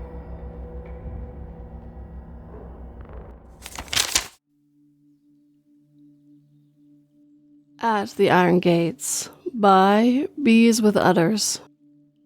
A soft pale glow slowly crept in from the darkness, rousing the unconscious man. With heavy eyelids and a tightness behind his brow, Mike gently came to. He was looking straight up, back against the cold, damp earth, eyes fixed on the unmoving, washed-out sky above. His mind reeled, veiled by a haze as thick as the fog that surrounded him. He couldn't remember where he was or how he got there. He lay motionless for some time, allowing the grogginess to pass. Small stones and wet mud made it uncomfortable, but he was soon lucid enough to move without feeling dizzy. Hands darkened by dirt brushed themselves off against filthy trousers as Mike stood up. All around him, swirling playfully, stretched a pallid fog spread out thinly across a wide dirt road. Small wisps and puffs of smoky gloom gathered around his ankles, dampening his socks. Winding through the patchy fog, the dirt road stretched on to eternity under the clawing embrace of looming trees. Their bark, the sickly pale gray of a corpse flecked with hints of green and blue, were vast colonies of fungal rot and ate at the trees from within. Decay wafted on a light breeze. It clung sickly and wet to the back of Mike's throat no matter how hard he tried to shift it. He yacked up a glob of phlegm and it disappeared into a mist, sending sweet, twirling ripples across its ever-shifting surface. Mike looked behind him and saw the same road twisting away into a foreboding darkness. A darkness he could not hold in his gaze for long, out of fear what lay beyond the inky shroud.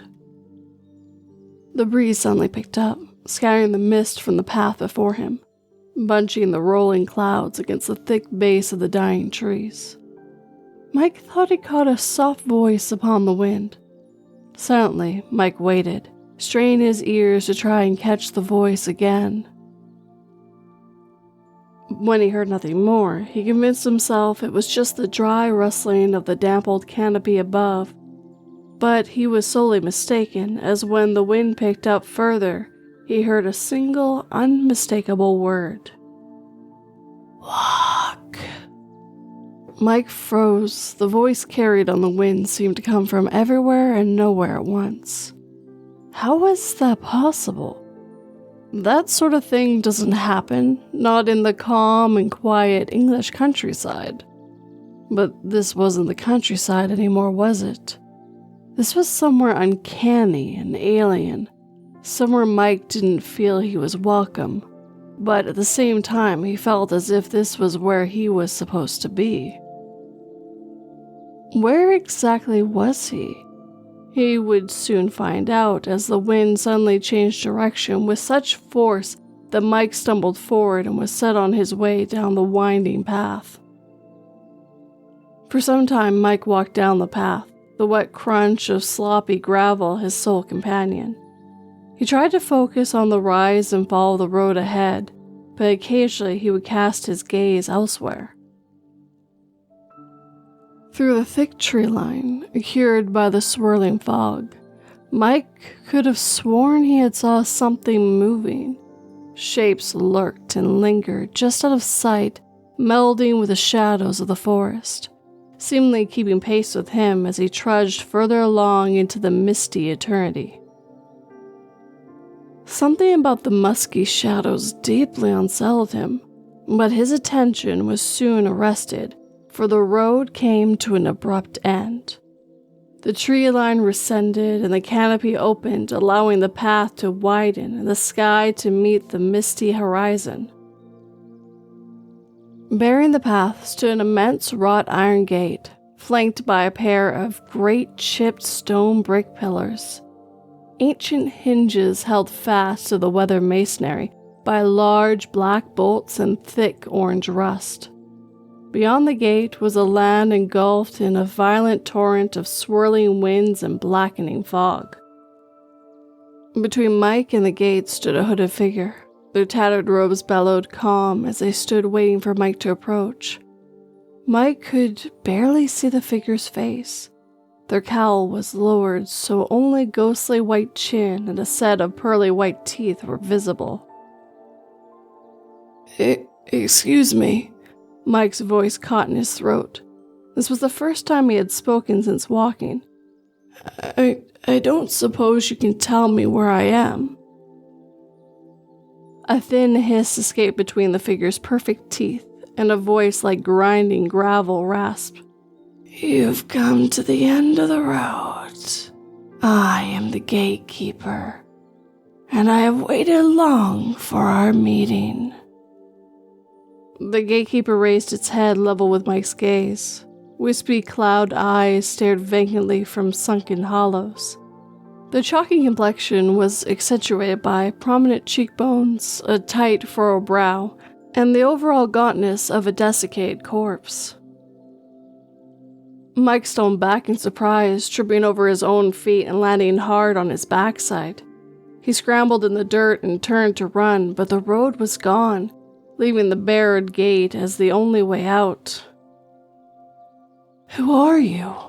Mike screamed, his voice deadened to nothing but a whisper by the pervading mist. What do you want with me? I am here. The gatekeeper slid gracefully across the mud like it was skating on ice and held out an old, withered hand. To help. Mike took the clawed hand, surprised not only by its fragile nature, but also by its immense strength. With no effort at all, the gatekeeper hauled Mike to his feet single-handedly. Before you pass through the gate, first your soul is to be judged, worthy or not, of what lies beyond. Rancid breath wafted on the tail of each word, stinging Mike's eyes. Judge my soul, so I'm dead? Bones creaked like brittle branches in the wind as the gatekeeper gently nodded in agreement. Mike was surprised to not be stood at the pearly gates and speak to St. Peter, but he was reassured that there was at least a gate of some description. And who judges my soul? You? Another subtle nod. Well, only God can judge a soul, and you don't look like a god to me. Where do I go to see him? There is no God here, only me. If you refuse judgment, then you're free to wander the woods with the others. The gatekeeper extended a slender arm and gestured past Mike towards a dark forest behind them. Dark silhouettes cast shadowy suggestions of bodies moving among the trees, never close enough to the road to be seen, always shrouded by the fog. Reluctantly, Mike agreed to allow his soul to be judged by the guardian of the iron gates. Folds of dry, crackled skin unfurled upon the gatekeeper's brow to reveal a third eye hidden in the center of his forehead. Glinting in the pale light, the piercing third eye bore straight through Mike's body and penetrated the depths of his soul. Before Mike could even begin to scream, his entire being was opened up to the strange entity that stood before him. Mike felt the searing cold surge through his entire body, emitting from deep within his skull. The burning chill coursed through his veins, his body cramping as they locked in place. He tried to scream, his head swimming from the pain, but Mike could not move as the gatekeeper began to molest his soul. Mike's whole life cascaded in a torrent of color and sound before his eyes. Snippets of his early childhood in the countryside, of his friends and family during the holiday or at church, of hard work and diligent study the rest of the year. Glimpses of loved ones he held dear in his heart morphed into longer scenes of those hearts he had broken. Shattered dreams and broken promises flickered by, an unending stream of disappointment and betrayal that twisted into a tight knot in the pit of Mike's stomach. Missed birthdays and canceled plans, everything Mike had neglected in favor of his own work or personal life rushed in like a tidal wave, drowning Mike in regret. The unscrupulous probing lasted only moments, but each painful second was drawn out to the length of an eternity before collapsing in on itself as another wave of discomfort flushed out the last. Mike felt the pressure relieve as the searching tendrils of the gatekeeper's psyche retreated from his mind.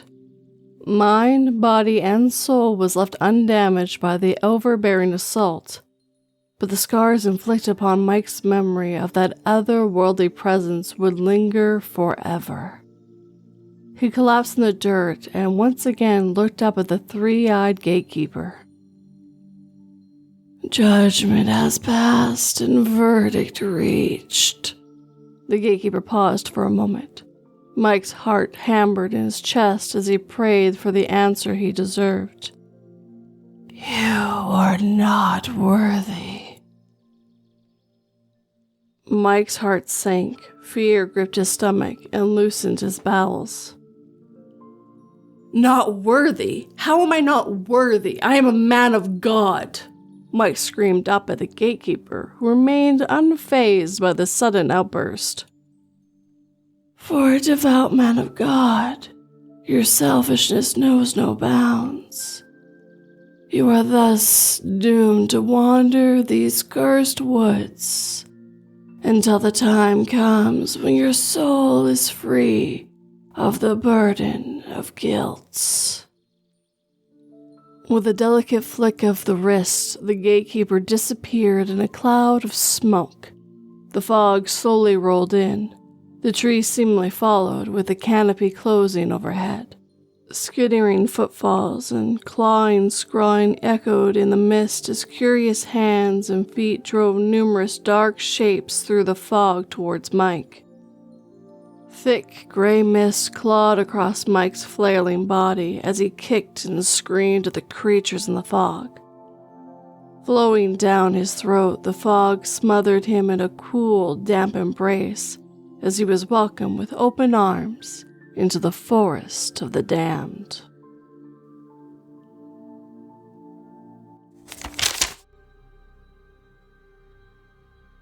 When I found I was the last survivor in at least an entire city, I thought the silence was the most terrifying thing I ever heard. However, when the silence was broken by my glasses crunching underfoot, I had to reconsider my prediction. I'll be late because they had to remove an old man who was behaving inappropriate with one of the air hostesses. I typed in my messenger app as we flew over the ocean. "I can't believe that asshole bit her," I typed right before I heard some kind of commotion in the back of the plane.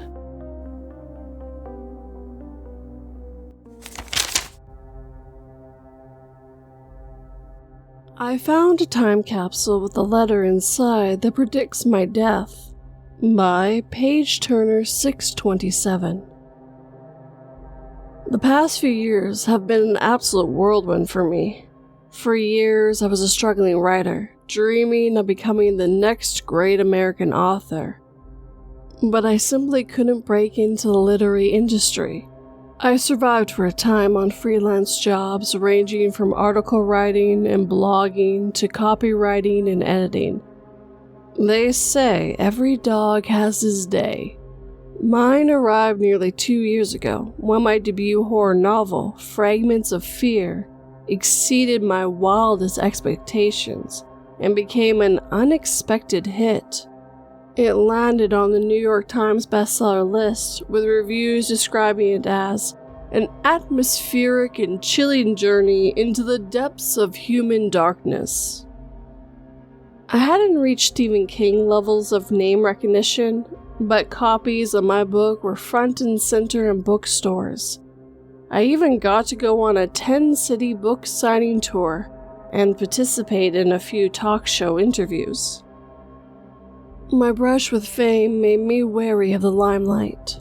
So, with the earnings of my book sales, I purchased a 2-story house in the suburbs. The house wasn't extravagant, but it was far removed from the bustling city and the demanding publishing industry. It became my sanctuary, a place to find solace, recharge my creative energy, and explore my imagination without distractions. It was an older house and required some work, but I was excited at the prospect of making it my own. At the top of my to-do list was refurbishing the large backyard. I had always envisioned starting a family and imagined barbecues and children playing in the yard. Unfortunately, years of neglect had turned the backyard into a dense jungle of weeds and poison oak. I spent the better part of an afternoon meticulously mowing the lawn and pulling weeds. Afterward, I began to plant a new garden. While digging a hole in the soil for some potted flowers next to the old oak tree, my spade hit something solid.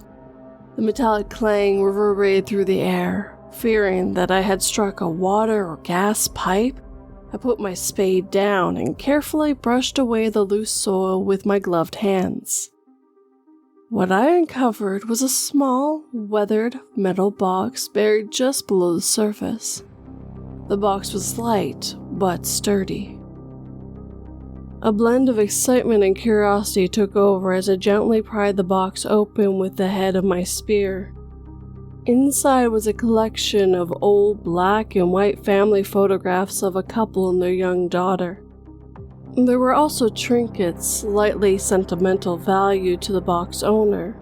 A tarnished silver locket with a picture of a Labrador retriever, a small vial of sand, and a porcelain figure of a ballerina. Based on the content, I surmised it was some sort of time capsule. But what made my blood run cold was a sealed envelope bearing my full name and the current date written in cursive. This was impossible. Judging by the photographs, the box must have been buried sometime in the 1920s. I dropped everything I was doing and brought the box inside. Opening the envelope, I found a letter that read, "Dear Mr. Travis, if you're reading this, just know that in 5 days your life will end. We know this because we are the ones who brought about your demise. We apologize for the harsh reality, but implore you to understand the desperation that compels us. We seek to bring back our daughter, Lily, from the clutches of death, and your sacrifice is the price demanded. We deeply regret the burden we have placed upon you, extending across time. Please know our intentions are not cruel, but driven by unconditional love. We understand the enormity of this request. May you find some solace in knowing that your sacrifice holds the promise of restoring Lily's future. With heartfelt gratitude, Evelyn and William Hastings. P.S. As a small consolation, we have provided you with a glimpse into the upcoming week." A separate sheet listed the date for the next 5 days, each with a mysterious prediction. July 15th, a stranger will cross your path, seeking a favor. July 16th, a creature of the night will find its way into your sanctuary. July 17th, the sky will weep for you, but you will find only darkness in these tears. July 18th, your most beloved creation will betray you. July 19th, through flames, a cherished life will be consumed.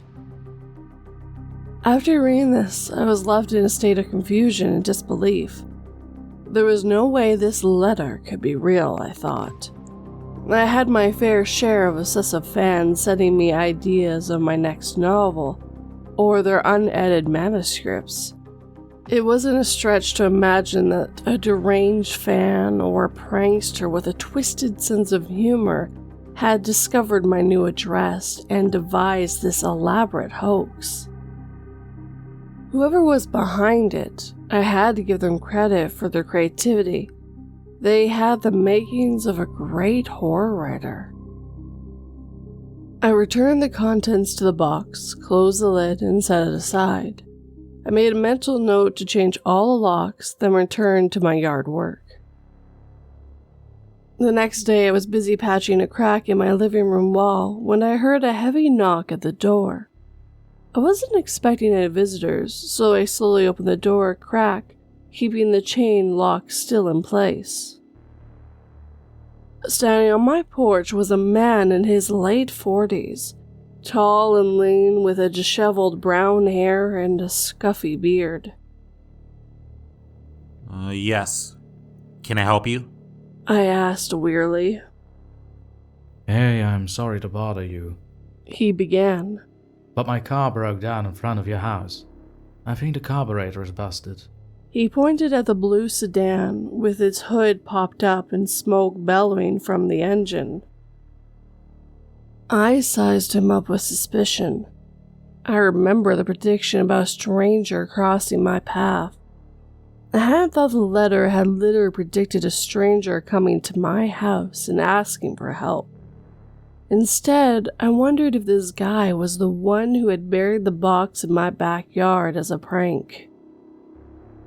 Cautiously, I offered to call a tow truck for him while he waited outside. He happily agreed. I closed the door behind me and called the tow company.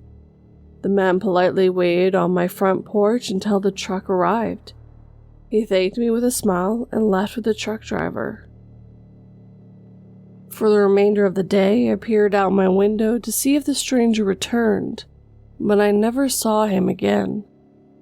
I convinced myself that it was just a coincidence, and as far as coincidences go, it wasn't the most absurd. Strange things have happened. The following day, the bizarre time capsule and its unsettling prophecy still occupied the forefront of my mind. However, when my agent called, inquiring as to why I hadn't replied to his multiple emails, I was thrust back into the reality of my professional obligations. The publisher had been breathing down his neck due to my delay in submitting drafts for my much-anticipated second novel. I was contractually bonded to deliver a complete draft by the year's end. Just one chapter, Alex. He pleaded. A rough draft, anything. It'll pacify them for at least a month. I'll have it ready by the end of the week. I assured him, placating his concerns. Secluding myself in my office, I faced my laptop with grim determination. I vowed not to leave for any reason until I accomplished a writing goal of 2,000 words. By 10 p.m., I was sitting in the dark with my laptop screen as the only source of light. I had managed to produce only about 1,000 words. Feeling somewhat claustrophobic in my small, stuffy office, I opened the windows to let in the crisp night air sweep in, carrying the scent of wet grass and the faint rustling of leaves. I took a deep breath and leaned back in my chair, closing my eyes for a moment. Suddenly, a loud flapping sound jolted me back to reality. I jumped from my chair, my heart pounding in my chest. From the darkness of the night, a shadowy figure swooped into my office. Panicked, I ducked, my mind rushing back to the note's prophecy about a creature of the night. Was this it? The figure collided with my bookshelf, sending books showering to the floor, and hooted loudly before landing on my desk. Gathering my courage, I switched on the desk lamp. The room was instantly bathed in a warm glow, revealing my intruder, a barn owl. With an eeriness that sent a chill down my spine, the owl slowly turned its head almost 360 degrees, like a scene out of The Exorcist. observing its surroundings. I had never been this close to an owl before. I hadn't realized how large they could get. This particular one was almost the size of a young child. Hey there. Easy now. I said, grabbing a flashlight from my desk. I slowly approached it, still crouched, with my flashlight arm extended. Before I could get very far, the owl spread its wings wide. With a powerful flap, it took off again, sweeping across my office, flying straight out my window. My meticulously organized notes fell victim to the gust created by the owl's wings, scattering across the room like confetti. I poked my head out the window and followed the bird with a flashlight beam. I saw it glide into the tree line. It was slightly unnerving how its flapping wings barely made a noise. It perched on a branch, turning its head around to look back at me, its massive eyes reflecting back my light. I jumped back, shutting the window with a bang. As I paced around the room, cleaning the mess the owl had created, I felt a sense of unease. One prediction coming true, I could pass off as a coincidence, but this one was so oddly specific. I was starting to fear for my life, but what could I do? Go to the police? I'd be sent for a psych evaluation before I even finished my story. I couldn't sleep for the rest of the night. Instead, I stayed up and researched everything I could find about the history of the house and the family in the photograph. The articles I found about the house revealed it was built in the 1880s and had changed hands several times before being bought by a young couple, William and Evelyn Hastings, in 1921. They had a daughter named Lily Margaret Hastings in 1922. I found a news article in 1927 titled, "Miracle Child Thought Dead Wakes Up at Funeral." The article revealed that Lily had fallen into a frozen lake when she was 5. She wasn't breathing when her father pulled her out and was declared dead. As embalming wasn't common at the time, her funeral was held the very next day. As they lowered her casket into the grave, mourners heard faint scratching from within. When they ripped open the lid, they found the child shaken but very much alive. Doctors were baffled at how she had survived. The theory posed in the article was that the icy water had put her into a deep coma where her breathing and heartbeat were too faint to detect. The only other significant thing I found was an obituary for Lily from 2019.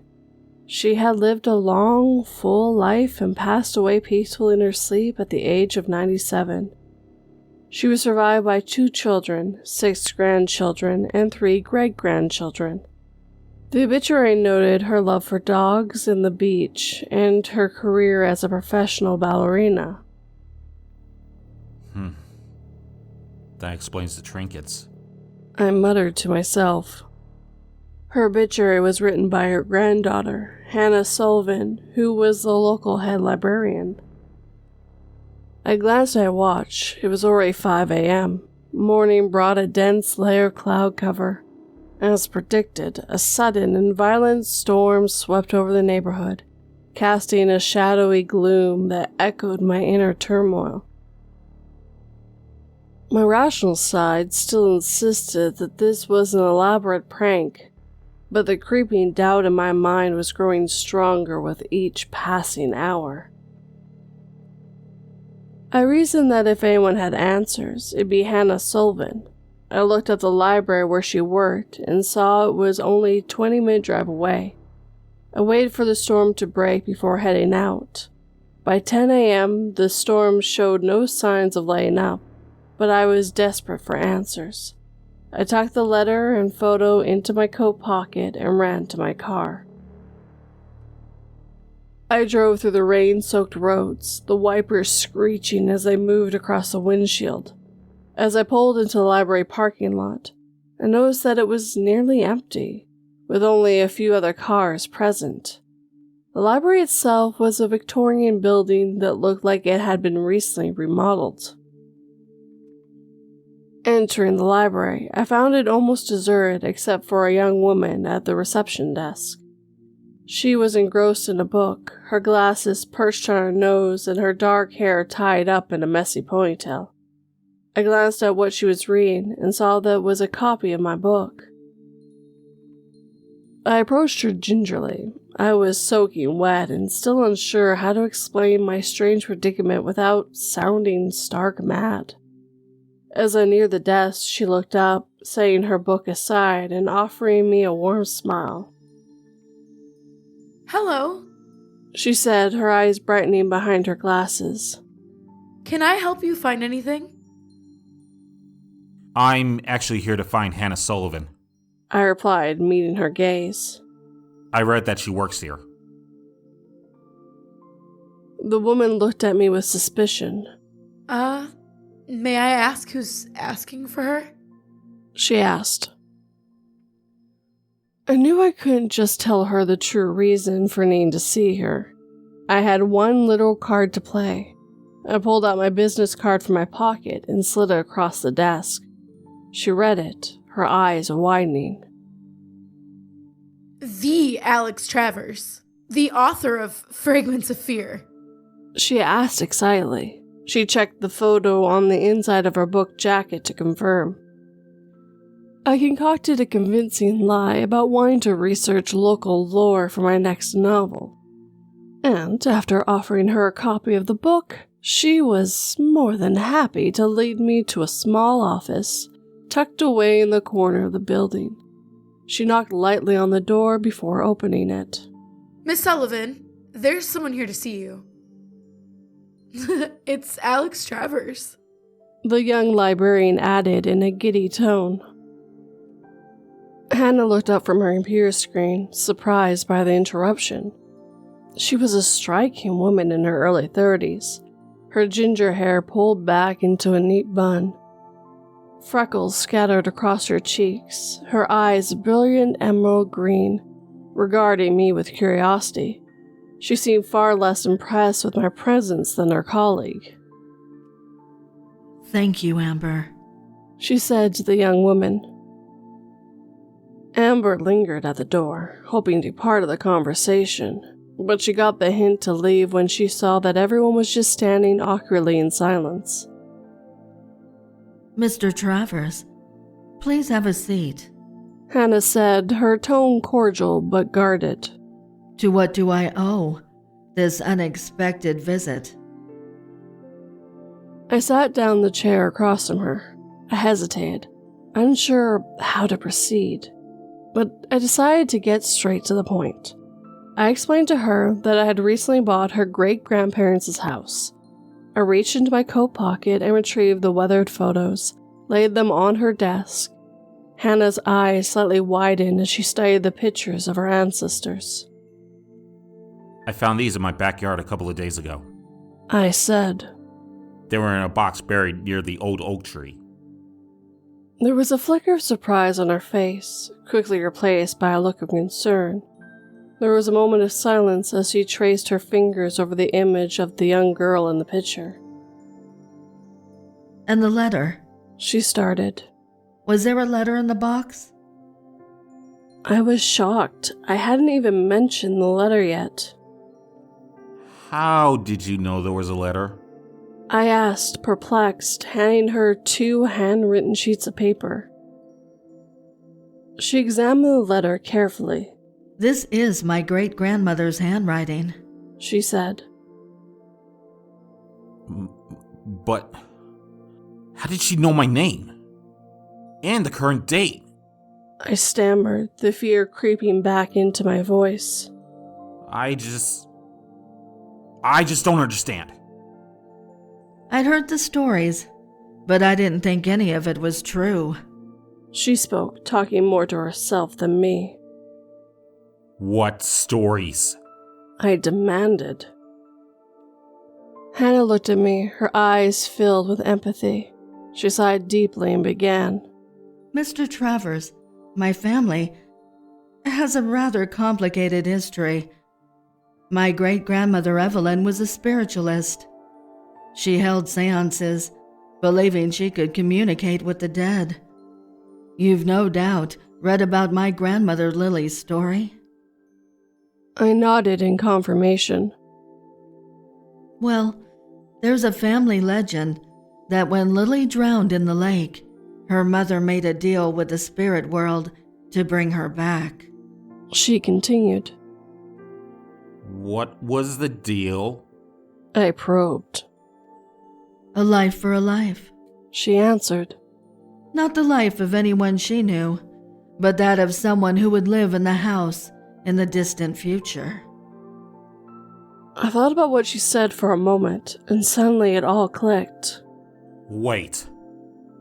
So you're saying Evelyn traded my life to save her daughter? I asked. In a sense, yes. She confirmed. This is my life. Do I not get a say in this? I argued. Hannah sighed. You have to see it from her perspective.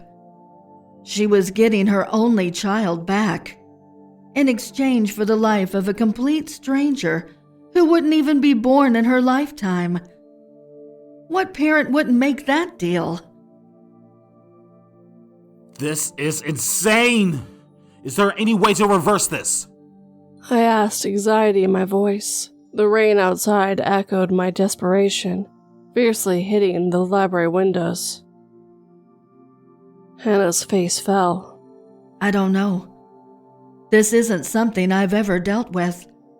As far as I know, no one's ever tried. You can't just undo 3 generations of my family's existence. Her words were cut off by a sudden crash of thunder. The room darkened as the power went out, only sporadic flashes of lightning illuminating the space. Damn it! I shouted, more from fear than anger. I got up abruptly, knocking my chair to the floor. Are you messing with me? Is this your idea of a joke? I accused, fumbling in the darkness towards the door. Hannah gasped, clearly taken aback by my reaction. No, I swear. I wouldn't joke about something like this. I didn't want to hear the rest. I pushed my way out of the office, navigating the dark library, and I found my way to the exit. Outside, the storm was raging, but I didn't care. My mind was spinning, caught in a whirlwind of fear and disbelief. The rain quickly soaked through my clothes, but it did little to dampen the fury panic consuming me. I sat in my car, staring at the list of prophecies. The next to the last one worried me almost as much as my own impending demise. As I read the phrase, "Your most beloved creation will betray you," one more time, a shiver ran down my spine. My first thought was my book, my characters. But how would fictional characters turn on me? I wondered. I spent the rest of the day in a daze, trying to piece together the cryptic prophecy. I pored over my manuscripts, searching for any characters or plot points that could possibly betray me.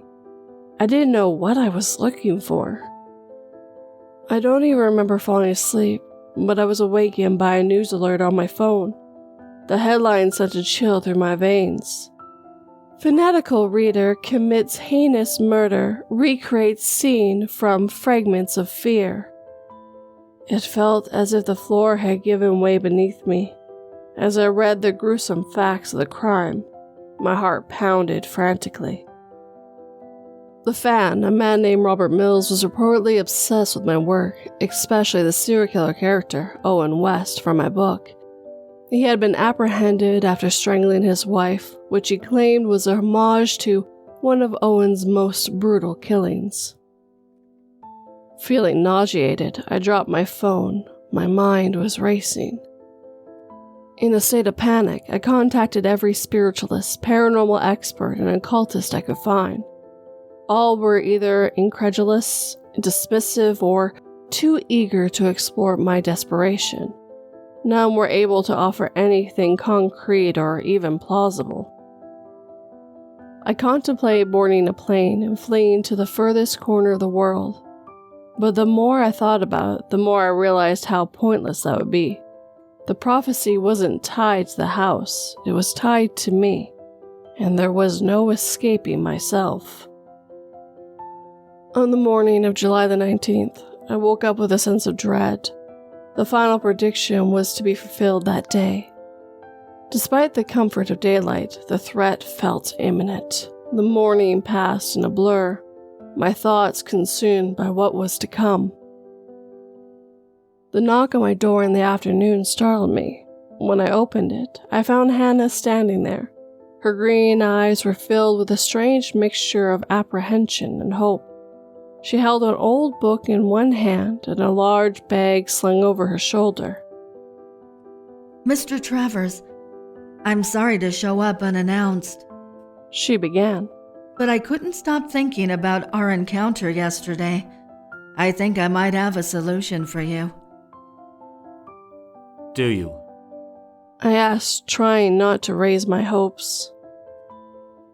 Yes, if I may come in, she said. Please, come in. I responded, leading her inside. Once inside, she laid the book on the dining room table. I spent all night going through my great-grandmother's old books of spells and rituals, she explained. And I found this. She opened the book, directing my attention to a particular page. Life transference spell? I read where her finger indicated. I believe Evelyn used the spell to transfer Lily's death onto you, she explained. Is there a ritual or something to reverse the spell? I asked. There is, but there's a catch, she replied, looking at me seriously. What's the catch? I asked nervously. If we do this, it will change everything, she warned, her voice grave. You'll effectively erase all the events in your life that led you to this house, to this moment. I looked at her. What do you mean by erased? The spell, as it works, will shift the trajectory of your life away from your current path. Hannah clarified.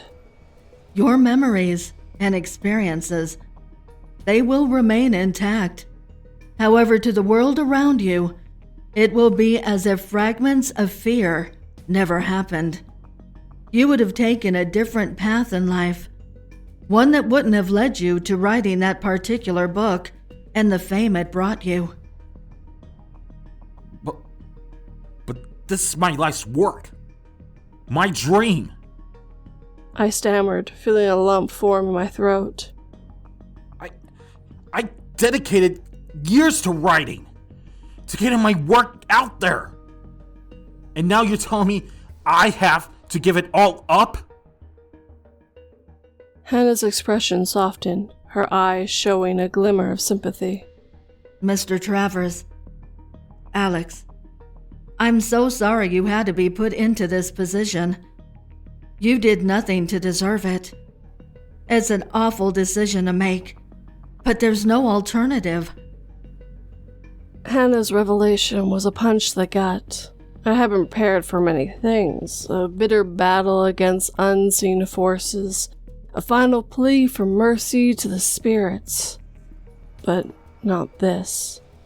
I was being asked to forfeit the very foundation of my identity, my successes, my accomplishments. To live on, but to be as a phantom in a life that could have been. What's the point of living if I'm left with nothing? I wondered aloud. Hannah placed a comforting hand on mine. I know it's a lot of pressure to put on one person, but you'll still have you, with all your hopes, dreams, and passions. You'll still have the capacity to love, to feel, to experience life. Isn't that worth preserving? She asked. I kept my head down, considering my options. Finally, I looked up, meeting Hannah's worried gaze with resolve. All right. I declared, my voice sturdier than I felt. Let's do it. What do we need to do? Hannah let out a relieved sigh before giving me a weak smile. I brought most of the items we need for the ritual already. We'll also need a copy of your book. Okay. I'll get it. I said. We cleared a spot under the oak tree in my backyard, formed a stone circle, and built a fire in the center. The sun was already setting when we finished. Holding a copy of my book in my trembling hands, I exchanged a glance with Hannah. The enormity of our decision hung heavy between us. You have to do this. This is your life. She reiterated, her voice shaking with emotion. I nodded, unable to muster a response. I held my book over the flame, the heat nipping at my fingers. My heart sank as I remembered the countless hours, days, and months I had invested in creating this story. It was more than just a book to me. It was a piece of my soul, and I was about to watch it burn. Before I could second-guess myself, I dropped it into the flames. The book caught fire instantly, and the pages curling and blackening in the fire. A sharp pang of loss shot through me, but I pushed it aside. Hannah interlaced her fingers with mine as we watched the fire. The atmosphere grew warmer, and the flames reflected in her ember eyes. She started to chant in an unfamiliar language, her voice growing louder and more forceful as she went on. I watched in awe as the fire seemed to dance in rhythm with her words. I could hear the echoes of other voices, disembodied and inhuman, chanting along with her. As she continued, I felt her hand growing cold as her grip weakened. Then her hand seemingly slipped through my fingers like a fistful of sand. She raised her hand. I could see her horrified eyes through her translucent palm. "What's happening?" she cried out in terror. I hesitated for a moment, then turned my gaze back to the flames. Her eyes followed mine. The fire had burned through the covers of the hardback, revealing pages crossed out with a marker, and her grandmother's silver locket hidden between them. I'm sorry, Hannah. I confessed, my voice choked with guilt. I just couldn't give it all up. You altered the spell. She stammered, her form flickering and gradually fading. You erased my family. Yes. I admitted, my heart heavy. I had to. You said it yourself. A life. For a life. The look of betrayal on her vanishing face was unmistakable. She opened her mouth, perhaps to say something, but before she could, she disappeared completely, leaving me alone in the cold summer night. I stood there, staring at the flames until it burned itself out. Felt alone, inside and out. I went back inside, and out of morbid curiosity, I looked up the obituary for Lily Hastings. It stated that she had died at the age of 5 after falling into the frozen lake. There was no miracle. She was simply dead. I did feel remorse for Hannah. She was just trying to help me and didn't deserve to be wiped from existence. But I hadn't asked to sacrifice my life for her grandmother. My life had been hijacked, used, and manipulated. All I did was reclaim it. My next novel, Echoes of the Past, was another critical and commercial success. The world saw the triumphant return of a favorite author, not knowing the ghosts that linger behind my success. Out of a sense of guilt, I dedicated the novel to Hannah Sovalvin, Lily Hastings, and all those forgotten.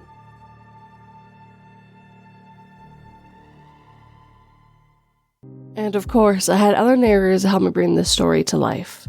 So let me give you the credits of whoever one was. Narrated by 242. Alex Travers by Evil Outcast.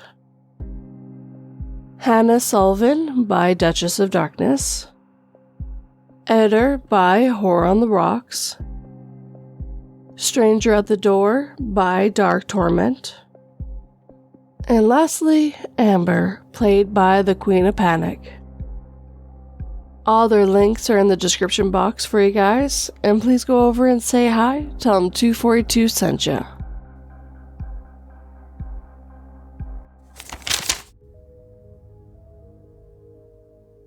After running out of rations, I was dismayed to see that the wolves had eviscerated the polar bear and left almost nothing edible. Fortunately, they didn't seem to have touched the liver at all. And with that, our time is coming to an end. If you have a story you'd like 242 to read, please send it over, either through email or her website. Second, thank you to her patrons and members for your support. Their names are on screen right now. Lastly, but never least, thank you again to the writers who let her read your stories. Each of these was really well done and a great read. As you can tell, this is not 242. This is Phoenix, lending my voice. I'm actually locked in a cage. 242 won't let me out until I record this. She won't even let me eat. She is sick at the moment and requests me to do the outro to help her out. If you like this video, please hit that like button. Also, if you are new here, why not consider subscribing and hit that bell so you get a notification of every time 242 uploads a video. Also, leave her a comment. Tell her what you thought or even what stories you like in the future. If you're on the podcast and can, please leave her a review, and there will be a question for those on Spotify. And of course, please share with anyone who might enjoy this content. It helps the podcast and the channel grow. And if you want to lead support in other ways, she has a Patreon and memberships as well. All the links to her socials and everything else is down below or in the show's notes, including the ones to my channel as well. Thank you all for listening. Sleep tight and don't let 42 bite.